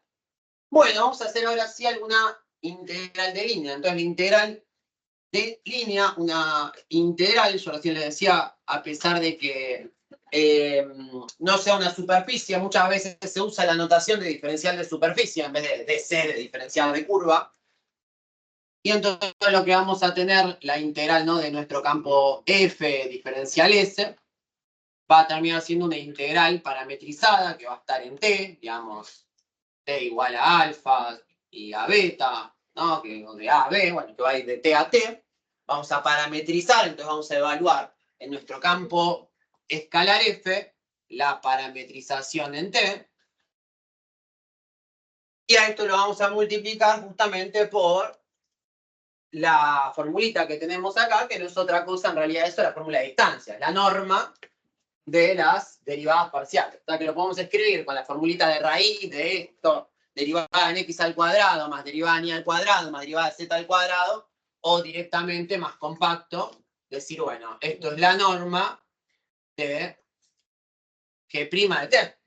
Yo tengo mi parametrización, la derivamos, la parametrización, y después elevamos al cuadrado cada uno y le aplicamos la regla. O sea, lo que estamos haciendo es la norma de este vector, ¿se ve, no? O sea, la misma fórmula es equivalente a decir la raíz cuadrada de primera derivada al cuadrado, segunda derivada al cuadrado, tercera derivada al cuadrado, que decir, bueno, calcular el módulo norma de este vector. O sea, que sería una fórmula más compacta, y como pasaba en las de superficie, esta expresión es que es la que usa vectores, es la que más nos interesa, porque después la otra, la que usa campos vectoriales, es casi idéntica. Entonces, nos interesa usar esta formulita y no tanto la de la raíz. Vamos a ver un ejemplo, ¿cómo sería? Vamos a ponerlo en práctica. Ahí ya no es tan difícil. Vamos a calcular una más.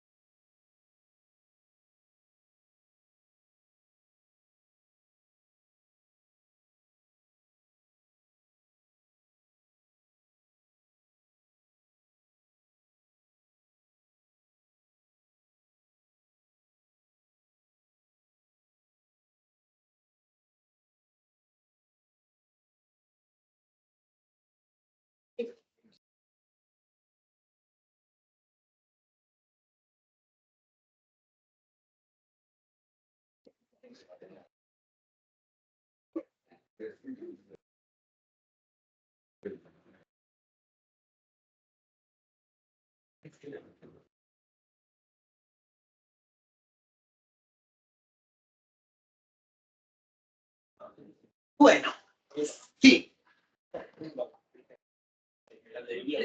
está, sí, en campo escalar. Sí. La de campo vectorial es casi igualita, pero ahora, después esto lo veremos ya otro registro.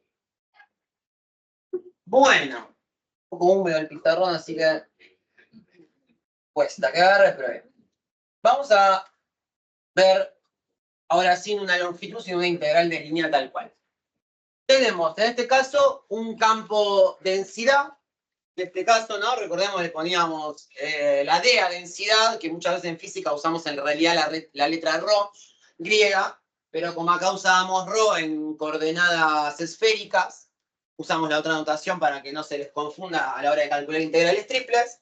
Muchas veces, ¿no? Cuando tenemos cierta función campo densidad, aparece alguna constante. Esta acá es una constante que la tomaremos como constante todo el cálculo de la integral, así que no nos va a complicar el ejercicio. No se perturben por esa letra adicional. Lo que sí importa es que va acompañada de una de las variables, que es la z, ¿no? Que eso indica cómo funciona la densidad de este alambre. Ya me dan la parametrización. Acá, como nos pasa cuando tenemos las cosas parametrizadas, no siempre es necesario graficarlas, y muchas veces, si ya tenemos las cosas planteadas, vamos a poder resolver la integral y calcular las masas, los trabajos y demás, sin tener que graficar. Graficar una curva en 3 dimensiones es muy complejo, por otro lado. Entonces, es más que nada visualizar lo que ocurre. Si yo tengo t cuadrado t, me interesa pensar, ¿no? Como para abrir un poco la cabeza, ¿no? Decir, bueno, más o menos cómo me imagino que es esa parametrización. Bueno, lo que hago es pensar primero las dos componentes para pensar el problema en 2 dimensiones, que es más fácil en la cabeza, ¿no? Entonces, si yo tuviera la parametrización t cuadrado, ¿qué sería? Una parábola. T cuadrado, tal cual, sería una parábola. Va de 0 a 4, o sea que diríamos que es una parábola que va hasta el valor de t, que sea 4, es decir, acá me va a quedar 4 al cuadrado, 16. Ahora, parecido a lo que pasaba en el otro caso, una vez que pensamos en las primeras dos variables, cómo sería esa curva proyectada en el piso, tengo esa parábola. Si le doy un valor de t, significa que cada vez que voy avanzando en esta parábola desde el 0, imagínense que dibujamos este fragmento de parábola en el piso, ¿no? Entonces la dibujamos acá en el piso. Cada vez que vamos avanzando esa parábola va a ir ganando altura. ¿Por qué? Tiene un valor de t acá. Entonces en realidad va a quedar este fragmento de parábola, pero saliendo hacia afuera, ¿no? O sea, ganando altura. Quedaría como un pedazo de parábola, pero tridimensional. Como que va del piso hacia la altura 4, ¿no? Porque va a terminar en 4 también. Va a ser alto hasta z igual a 4. O sea que es un pedazo de parábola que va ganando altura, ¿no? Un rulito. No importa tanto en realidad ahora, porque no vamos a graficar estas cosas, obviamente una curva en 3D, que es muy difícil, pero para pensar qué es lo que ocurre, y como todavía ahora estamos calculando masas y longitudes que son en valores positivos, todavía no nos interesa algo clave para lo que van a ser las integrales de línea en campos vectoriales, que es la orientación. ¿Qué orientación tiene esta parametrización? Va a ir desde el principio de la parábola hasta el final. Pues fíjense que si yo arranco en t igual a 0, estoy en el punto 0, 0, 0. Y si termino en 4, vamos a estar en el punto 4, 16, 4. Es decir, arrancamos en el origen de coordenadas y va la parábola yendo en sentido ascendente, ganando altura. Y va a ir recorriendo, ¿no? Si fuera una partícula, esta parametrización en esta misma dirección. Si yo hago esto mismo y hiciera, por ejemplo, 1 menos t, por decir una cosa, o 1 menos t al cuadrado, y 1 menos t, ¿no? Y voy entre 0 y 1, para pensar otro caso, fíjense lo que pasaría acá. Yo si arranco en 0, voy a tener 1 menos 0, 0, es 1. Acá voy a tener 1 menos 0, 1 al cuadrado 1, 1 menos 0, 1. Y si reemplazo en 1, voy a tener 1 menos 1, 0, 1 menos 1, 0, 1 menos 1, 0. Entonces acá en realidad estoy haciendo otra parametrización. Bueno, esta de 0 a 1 la podríamos hacer con 4 para que sea la misma. Fíjense que puedo hacer la misma parametrización, pero que va en sentido contrario. No me sirve hacer esto porque después tengo que estar trabajando con 4 menos t, 4 menos t al cuadrado, 4 menos t. Lo más fácil es usar la parametrización más fácil que ustedes encuentren y si quieren ir en dirección contraria, multiplican por menos 1 el resultado final, como pasaba en integrales de superficie. Entonces, si no tenemos una parametrización en el sentido que queremos en integrales de línea, no se maten buscando otra parametrización. Usamos la misma, pero multiplicamos después el resultado por menos 1. ¿Se entiende, no?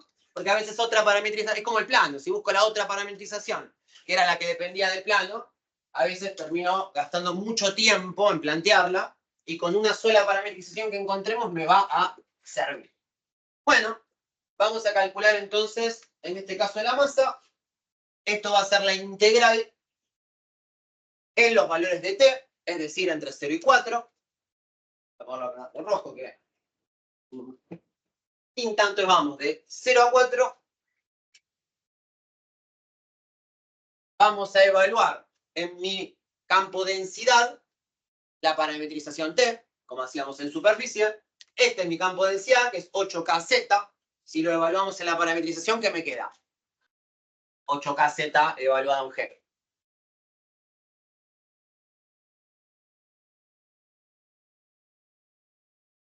$8kt, claro, 8K es constante, hasta lo podríamos sacar para afuera realmente, y Z es T. Entonces nos va a quedar, esto es T, nos va a quedar la integral de T por la norma del vector de derivadas parciales. Bueno, acá no lo calculamos, vamos a hacerlo. Tenemos nuestro vector de derivadas parciales, que va a ser T derivado T1, T al cuadrado 2T, y T derivado 1.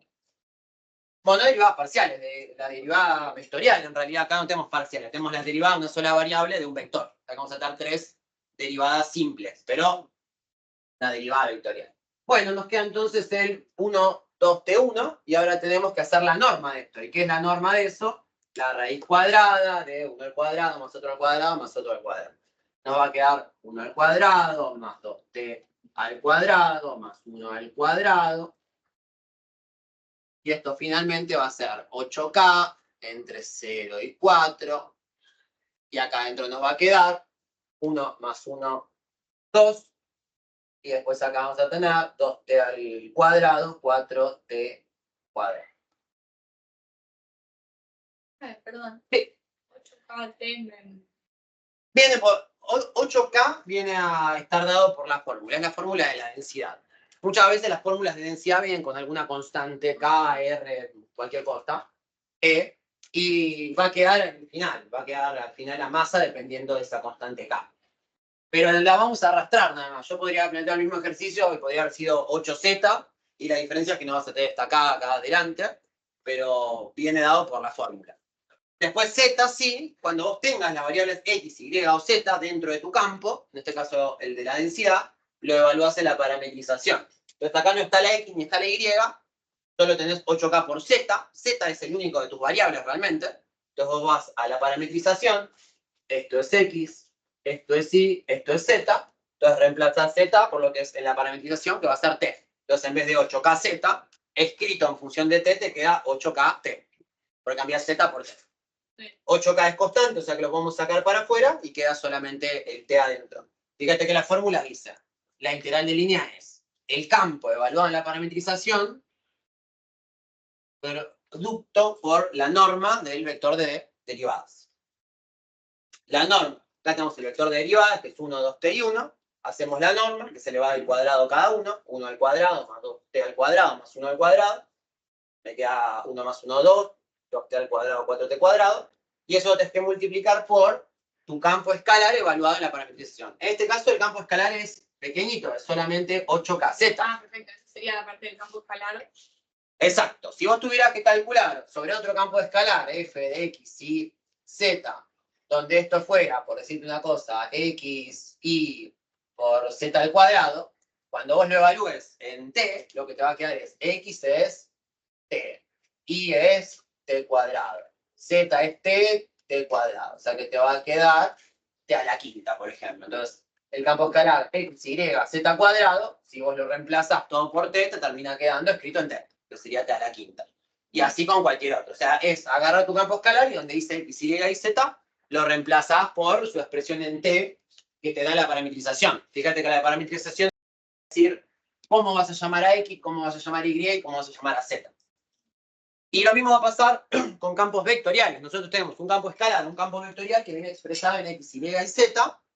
Cuando parametrizamos, escribimos todo en función de t. Entonces vamos a tener que escribir ese campo escalar que es de x, y, y z, o ese campo vectorial más adelante, de x, y, y z, todo en t. Tendremos que reemplazar lo que es x por la primera componente, lo que es y por la segunda, lo que es z por la tercera. Sí. ¿No habías puesto que t era alfa y beta? Son dos valores. O sea, acá este ejercicio t va a ir de alfa a beta. Son los extremos de integración. Vos una curva, pensá que una curva por la fórmula, si yo te digo la curva justamente igual a x cuadrado, no puedo pensar qué longitud tiene si no digo de acá. Infinita la curva. Y a excepción de alguna curva, la mayoría de las curvas que escritas en su forma, ¿no? Algebraica son infinitas. Y su longitud sería siempre infinita. Entonces necesitamos sí o sí parametrizarla para poder decir, bueno, este pedazo de una parábola, pero que vaya de 0 a 4. Y esa es la masa que queremos. Porque si quieres ver la masa, un alambre más largo o más corto, tenés que ver qué sección del alambre tomar. Esto pareció cuando parametrizamos el plano y parametrizamos el plano completo, infinito, y después buscamos una región. Ese plano enorme, ¿no? Cuando yo digo, bueno, tengo el plano XY de una circunferencia, imagínense, apoyada sobre el eje YZ. Yo para parametrizar esta circunferencia, lo que voy a hacer en realidad es parametrizar primero el plano YZ completo. Entonces, X vale 0, Y vale Y, o Y vale U, Z vale B, y ya tengo la parametrización de todo ese plano infinito. Y después vamos a darle valores a la integral para restringir esta superficie, que en vez de ser el plano infinito sea solo la circunferencia. Acá es parecido, vos te has parametrizado, ¿no? Toda tu curva en T infinita, y vas a decir, bueno, vamos a ir de 0 a 4. Tiene que venir dado por la consigna, porque si no, no vas a saber qué masa, qué longitud, qué trabajo hacer si no sabes de dónde a dónde vas. O sea, que eso va a estar siempre, ese alfa y beta, porque es de dónde a dónde tenés que ir. Lo que puede llegar a pasar distinto es que en vez de tener el t, vos sepas de dónde a dónde vas en x, y y z, lo tengas que parametrizar y hacer la ecuación, ¿no? de transformación, ¿no? Si x y z van a lo mismo, ¿no? No cambia nada, pero yo dijera, bueno, y va a ir, por ejemplo, entre 0 y 3, si vos lo pasaras a esta parametrización, como t es, va a ser t cuadrado, vas a tener que y va a ser igual a t cuadrado, por lo cual t cuadrado va a ir entre 0 y 3, es decir, que t terminaría yendo entre 0 y raíz de 3. O sea, si vos tuvieras por defecto una curva en x, y y z, t tendrás que ver qué representa según tu parametrización. Vamos a ver alguno, pero la mayoría de las veces igual tenemos curvas escritas de forma paramétrica, o si no son muy fáciles de parametrizar, ¿no? No es que acá hay que volvernos locos con las parametrizaciones tampoco. Sí. Pasamos de la longitud y después, fórmula no sé dónde escribió, pero La longitud es un caso en realidad particular de las integrales de línea. Cuando vos tomás que el campo sobre el que aplicás tu integral de línea valiera 1, terminás obteniendo el caso particular de la longitud de la curva. Después, si vos ya lo evaluás en vez de en 1 sobre un campo escalar, lo que obtenés geométricamente, que te digo, no es muy útil geométricamente, pero nos va a servir con campos vectoriales, sería ya el área de esa curva con el campo vectorial, ¿no? Esa especie de valla que queda armada. Y si nos vamos de la visión geométrica, ahí empieza a dar más utilidades, ¿no? Como cuando decimos, bueno, hay una función económica. La X, la Y y la Z, que van a representar de qué manera las voy a igualar cada una para obtener mi máxima ganancia. Si ese X, Y y Z tiene una gráfica tridimensional, en realidad la parte más alta en Z es la parte de más ganancia, la parte más baja es la de menos, pero ya no es la visión geométrica tal cual. Acá pasa un poco lo mismo. O sea, la visión geométrica no es tan útil. Sí pensar que si ese campo fuera la densidad, vos podés hacer, ¿no? Densidad por distancia y tenés ahí la masa de una cierta curva. Y siempre cuando se toma alambres y demás, se se le saca, digamos, la consideración de que, por supuesto, todo tiene 3 dimensiones y se evalúa el alambre, ¿no?, como una línea. Sí, claro. Para no meternos en tanto problema. En circuitos eléctricos se usa mucho. Y va a tomar más sentido, como te decía recién, cuando esto ya, en vez de ser un campo escalar, sea un campo vectorial, y entonces ese recorrido esté afectado por fuerzas, como la fuerza gravitacional, magnética, etc. Pero la fórmula integral de línea es esta. Longitud vendría a ser el caso particular que la evaluamos sobre 1. Y si no, la evaluamos sobre el campo. En este caso es el campo de densidad. Si es otro campo, puedes pensar la visión geométrica de la valla. Y si en vez de campo escalar es un campo vectorial, ahí estamos hablando de trabajo. Una partícula que se mueve en tal orientación, ahí ya nos va a interesar, porque fíjate que acá, tanto la interpretación de área como la interpretación de masa son valores positivos. Entonces ahí no importa si vas para de AB o de BA, la masa es la misma. No te estás moviendo, en realidad estás calculando la masa. Y si vos querés calcular un área, un poco también de lo mismo, no importa. Si vas de A a B o de B a A, tiene que ser lo mismo el área. Cuando vos tengas un campo vectorial, ahí sí va a haber orientación, y ahí te podrá quedar positivo, negativo, habrá que interpretar un poco más. Pero hasta ahora, para esto, digamos, para calcular masas, para calcular longitudes, en el caso específico de que vale 1, para conseguir las áreas que se formarían con la curva y un cierto campo escalar, hasta ahí llegaríamos. Lo más interesante viene después del recreo. Viene el campo vectoriales, que es la parte aplicable para ustedes, digo, ¿no? Después, obviamente, cada carrera tiene la parte de integrales que les sirve más. Obviamente, como decía la clase pasada, para, no sé, la parte de salud, les interesa más las partes de volúmenes y superficies, y no les interesa tanto lo que son circuitos eléctricos y demás. Influyen igual, pero hay muchas cosas de esas en salud también. Pero acá lo que más nos va a interesar es toda la parte de campos vectoriales, de fuerzas eléctricos, magnéticos y demás, que van a ver más adelante en electromagnetismo y todo eso. Y acá vamos a ver cómo evaluar con integrales lo que quedaría, así como es el flujo neto por una superficie, acá nos quedará la fuerza neta en un cierto recorrido. Vos haces un recorrido de A a B y hay una fuerza que se afecta, un campo vectorial que expresamos como un campo vectorial. Entonces después vos lo que vas a ver es qué trabajo hizo esa partícula. Bueno, no sé si hablando del recreo, ¿cómo estamos de tiempo? 3:40. ¿Qué hora hacíamos el recreo? Ya me olvidé. A las 4 hacíamos, ¿no? Ah, bueno, tengo un ratito más y ahí los largo a que descanse un poco. Ya copiaron, ¿no? Yo ya... Sí. Se estaba secando. Vamos ahí a acercarnos un poco a utilidades más prácticas de recapitular. Me gusta.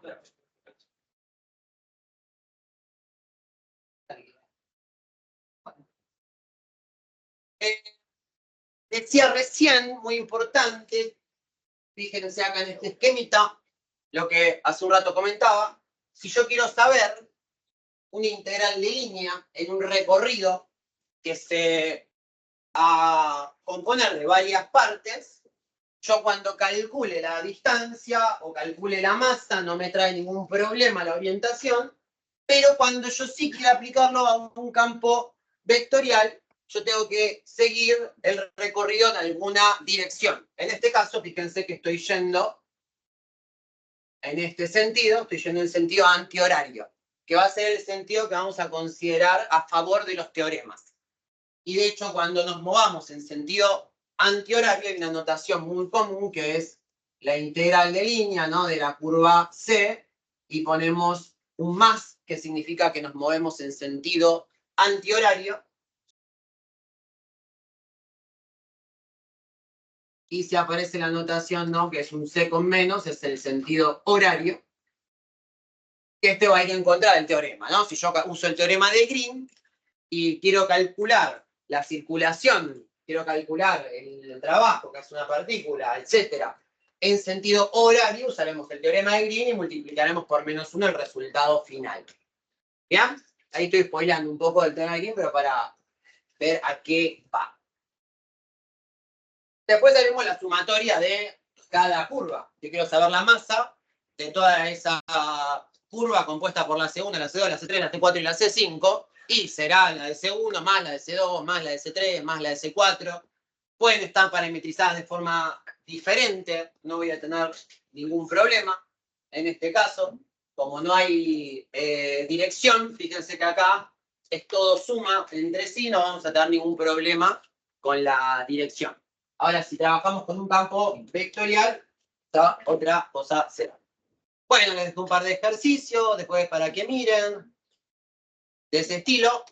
Y ahora sí, sin más preámbulo, vamos a lo interesante, que sería plantear ahora la integral de línea, pero para un campo vectorial. Bueno, ya lo voy a sacar porque la mayoría se los conté, para circuitos eléctricos, para calcular el campo de flujos vectoriales también, el trabajo de una trayectoria. Bueno, fíjense este ejemplo, nada más antes de que lo quite, yo tengo esta curva, este cuarto de circunferencia, y tengo este campo vectorial que viene a estar representado por las flechitas azules. Entonces, si yo me muevo en la dirección roja, voy, digamos, desde el ángulo 0 hasta el ángulo pi sobre 2, voy a estar yendo en contra de esas flechitas, de ese campo vectorial, lo que quiere decir que voy a obtener un trabajo negativo. Si yo tuviera que el campo vectorial está a favor, me va a dar positivo. ¿Se entiende, no? Como, bueno, no sé si vieron en física un poco de trabajo, algo así. Bueno, entonces capaz que lo repito demasiado, entonces, pero bueno, la fórmula nos va a quedar medio parecido como cuando veíamos integrales estos integrales de línea en campos escalares, ¿no? Esta formulita que pusimos por aquí.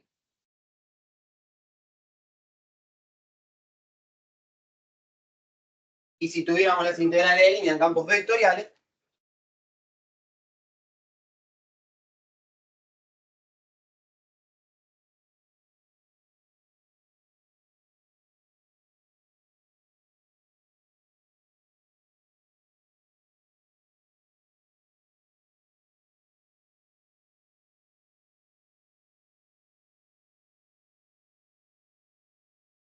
fíjense, vamos a tener casi calcada la misma cuestión. Vamos a tener una integral simple que va a ir de alfa a beta, que son los extremos de t, de nuestra parametrización.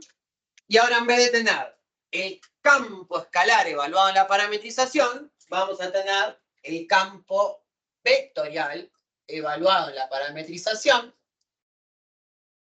Esto, fíjense la diferencia. Si yo en un campo escalar evalúo toda la parametrización, que depende toda de t, obtengo una expresión que va a depender de las variables, pero al multiplicarla con la norma, vamos a tener un escalar, ¿no? Una expresión escalar.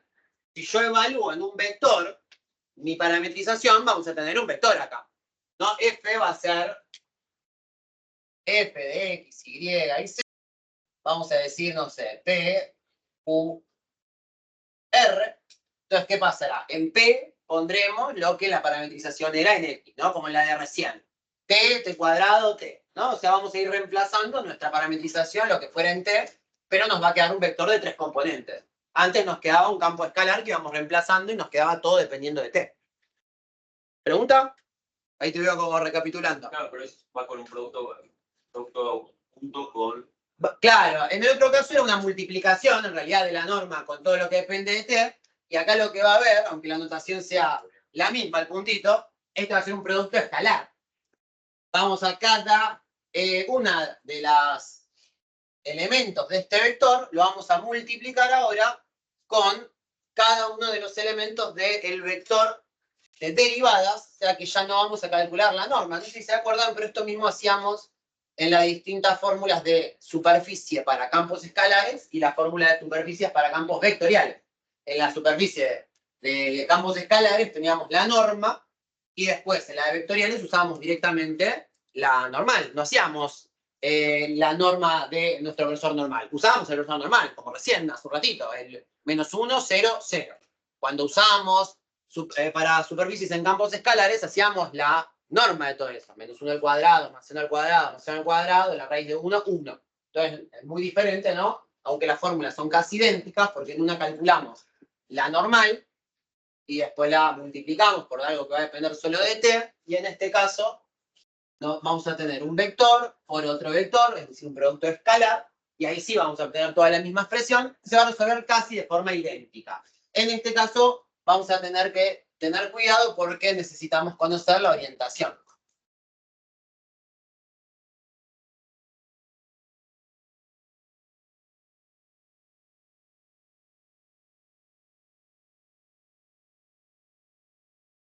Que es lo que poníamos recién, ¿no? Bueno, horaria o antihoraria.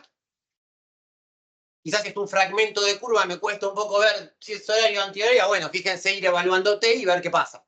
Arrancamos en t, en su extremo, ¿no? Esto siempre va a ir alfa, t va a estar entre alfa y beta. Entonces arranquen en alfa y vayan avanzando hasta beta a ver qué es lo que ocurre. Como cuando miramos la superficie esta extraña, ¿no? Del signo como de infinito, que le íbamos evaluando en la parametrización que teníamos y nos movíamos en esta dirección. ¿Qué se pasaba? No sé si se acuerdan que habíamos mirado en algún momento la pasada, la anterior, ya no me acuerdo. Entonces vamos reemplazando, vemos en alfa, beta, si es una curva cerrada me va a dar lo mismo, entonces ahí me puede dar la confusión, buscaremos un punto intermedio. Si esta fuera una integral de línea cerrada, alfa y beta van a ser el mismo punto, está cerrado. Entonces nos va a dar lo mismo y no puedo evaluar en alfa y beta para darme cuenta en qué dirección voy. Entonces, ¿qué vamos a hacer? Buscar un punto intermedio. Entonces, si yo voy de acá a acá, ¿no? En esta circunferencia, parece un huevo. Si yo calculo alfa y estoy acá, calculo beta y estoy acá, necesito algún punto intermedio. Entonces, calculo algo que está entre alfa y beta y, por ejemplo, me da acá. Entonces, ahí me doy cuenta que estoy yendo en esta dirección. Entonces, cuando sea la curva cerrada, te dan en cuenta que no alcanza ese alfa y beta para saber la dirección, porque van a dar lo mismo. Entonces, busquen un punto intermedio y ahí se dan cuenta. Si acá era el punto inicial alfa y busco un punto entre alfa y beta, y en vez de que me aparece por acá arriba, y entonces me moví en esta dirección. Y si les da duda, busquen más de un punto. Como cuando hacíamos la tabla de valores en análisis 1, cuando todavía las funciones no estaban muy cancheros y hacíamos una tabla de valores quizá con puntos de más, y después cuando ya estábamos más cancheros ni hacíamos la tabla de valores para graficar ciertas curvas porque ya las conocemos. Esto es lo mismo. Cuando todavía lo tenemos medio fresco, conviene ir evaluando en varios puntos si dudamos, y después ya nos vamos dando cuenta que con uno solo que saquemos del medio ya nos podemos ir dando cuenta en qué dirección vamos. Cuando ya tenemos el T que te da el sentido, después ese mismo lo evaluás en el campo vectorial y ves si va a favor o en contra de los valores. Es la parametrización. Porque esta es la curva parametrizada. La curva parametrizada es la que vos evaluás en T para saber qué sentido tiene, si va horario o antihorario. Después el campo vectorial, eso es aparte. El campo vectorial irá a esta circunferencia afectándolo de alguna manera, que describe ese campo vectorial con una cierta fuerza, que acá nos imaginamos con esas flechitas azules, pero después veremos en tal dirección cómo eso afecta a las fuerzas. Esa parte es la que está acá. Vos cuando pensás en la orientación, vos pensás en lo de acá adentro, en G de T. G de T evaluado en el campo lo hacemos para saber cuál te queda el trabajo final. Pero para saber cuál es la dirección de la parametrización, solamente usamos G de T. No hay que usar el campo vectorial. Sí, pero digo, después, en el mismo punto en el que evaluamos, digamos, nos da un valor de G de T, ponemos un T y nos da un valor de G de T. T. Este mismo lo volvemos a ingresar en el campo vectorial y nos dan un parcial. Claro, te daría el equivalente de decir, bueno, en cada punto de la curva, cómo es.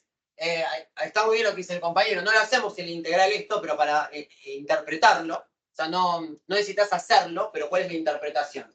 Si yo evalúo en un punto de la curva qué es lo que pasa en el campo vectorial, voy a tener justo en ese punto de la curva cómo es el campo vectorial y cómo está afectando en esa posición. También me sirve para otras situaciones físicas, ¿no? Bueno, estoy haciendo tal recorrido en tal punto. ¿Cómo es la fuerza que este campo vectorial actúa sobre mí? ¿No? Entonces, es tangente, es perpendicular. Y acá va a pasar algo parecido a lo que nos ocurría con las integrales de superficie cuando era tangente. Cuando el flujo era tangente, ¿qué ocurría? Que el flujo, la dirección de los vectores, al ser tangente, era perpendicular a la normal.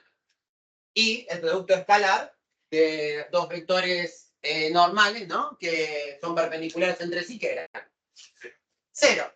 Y acá va a pasar lo mismo. Si yo tuviera una curva, imagínense una curva cerrada, la circunferencia clásica, imagínense que en cada punto yo me muevo en la dirección de la circunferencia, para un lado, para el otro, no importa, pero tuviera un campo vectorial tal que para cada punto los vectores fueran perpendiculares. ¿no? Fíjense, el vector del campo F en cada punto es perpendicular. ¿Qué va a pasar? Que cuando haga el producto escalar, el vector de derivadas parciales, ¿cómo es en un punto? La derivada parcial. Una derivada parcial en un punto, ¿cómo es? Geométricamente, una recta en un punto. Tangente. Ahí va. Entonces, ¿qué ocurre? G de t me va a dar una dirección que es tangente, F me va a dar una que es la de fuerza, si son perpendiculares, voy a tener un producto escalar que me va a dar 0. Entonces, en esos casos, me va a dar 0 la integral.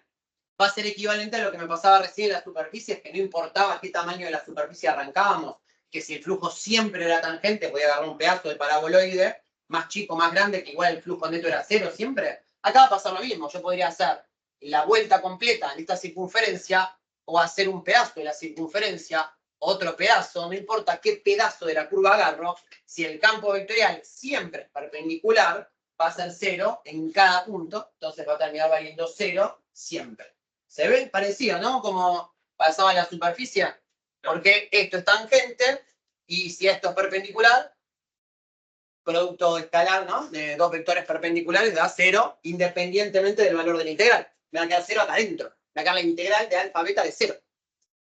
Entonces va a dar 0 no importa qué tamaño de la curva tomemos. Sí, en este caso, digo, ¿qué pasaría en un caso donde la fuerza siempre fuera perpendicular?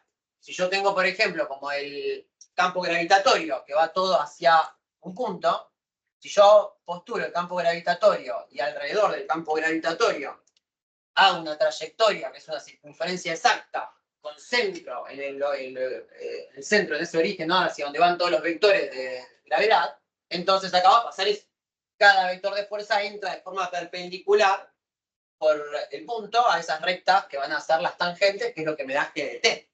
Entonces, en ese caso, nos va a dar 0 independientemente de que hagas la vuelta completa, 2 vueltas, hagas un pedacito de vuelta, es 0 para cualquier tramo de ese recorrido. O sea que nos pasa lo mismo que en superficie. Hay casos donde me puede dar 0, donde el trabajo podría contrastarse. Yo quizá, fíjense, ¿no? Yo tiro un objeto para arriba, ¿no? O sea, tiro oblicuo.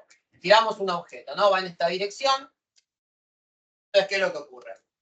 Cuando la primera mitad vamos a tener la gravedad toda en contra del objeto que estamos tirando, me va a ir dando trabajo negativo, y después de su punto más alto, hacia abajo, va a pasar de forma simétrica lo mismo, pero con la gravedad a favor. Entonces, ¿qué es lo que va a ocurrir del trabajo de ese objeto que va y que baja? Se contrarresta uno con el otro. Y ahí me daría 0 porque se contrarresta esta parte con esta. Esto solo en el caso de que arrancamos el proyectil en el mismo punto donde terminamos, pocas dudas, ¿no? Si yo tiro un proyectil, obviamente, arriba de un edificio hacia abajo, de otra altura, ya no es lo mismo, ya no me va a hacer el trabajo. Pero si lo tiro a un proyectil de acá, a otro mismo, y mido a la misma altura donde lo tiré, donde cae, cuando sube tiene la gravedad en contra y cuando baja tiene la gravedad a favor. Y esa gravedad viene a ser representada por las flechas de la fuerza del campo vectorial. Como pensándolo en un ejemplo más en concreto. Cuando utilizamos superficies, el campo máximo, el flujo máximo era cuando era perpendicular a la superficie. Muy bien. Pero ¿Y entonces, qué va a hacer ahora el equivalente para obtener el máximo trabajo? cuando está tangente. Que sea tangente. Si la fuerza ahora, contrariamente, en esta trayectoria de circunferencia fuera en la dirección tangente, a favor de mi trayectoria, es el máximo trabajo posible, y si yo me muevo en contra de un campo de fuerza que es tangente, pero en contra de la dirección en la que me muevo, va a ser el mínimo, porque va a ser eso negativo. Muy bien lo que dice el compañero. ¿Lo entendieron todo, no? Lo que estamos diciendo, pensando un poco antes de ponernos a resolver ejercicios de integrales de línea en campos vectoriales, cómo funcionan, qué significa que me dé 0 adentro de la integral, qué significa que me dé 0 al evaluar b y alfa, que es este otro caso, que se contrarrestan los trabajos, ¿no? No que va a ser nulo en cualquier lugar, o cómo sería el máximo trabajo, vinculado, por supuesto, a que la fuerza acompañe mi dirección. Entonces, yo tiro algo para allá, y el campo de fuerzas está a favor mío, es la manera de que el trabajo sea máximo. Y si tengo un campo vectorial que va para allá y yo tiro el objeto en contra, voy a tener el mínimo trabajo porque voy a ir yendo en la misma dirección, pero en sentido contrario a la fuerza. Mientras que si va el trabajo perpendicular, me va a tener el trabajo de la fuerza perpendicular, me va a nulo el trabajo porque es un producto escalar de dos vectores perpendiculares. Bueno, ahora después del recreo hacemos algún ejemplo en concreto que esto va a tomar más forma, pero si hagamos media horita para ir a tomar un cafecito o algo y renovar energías y fe.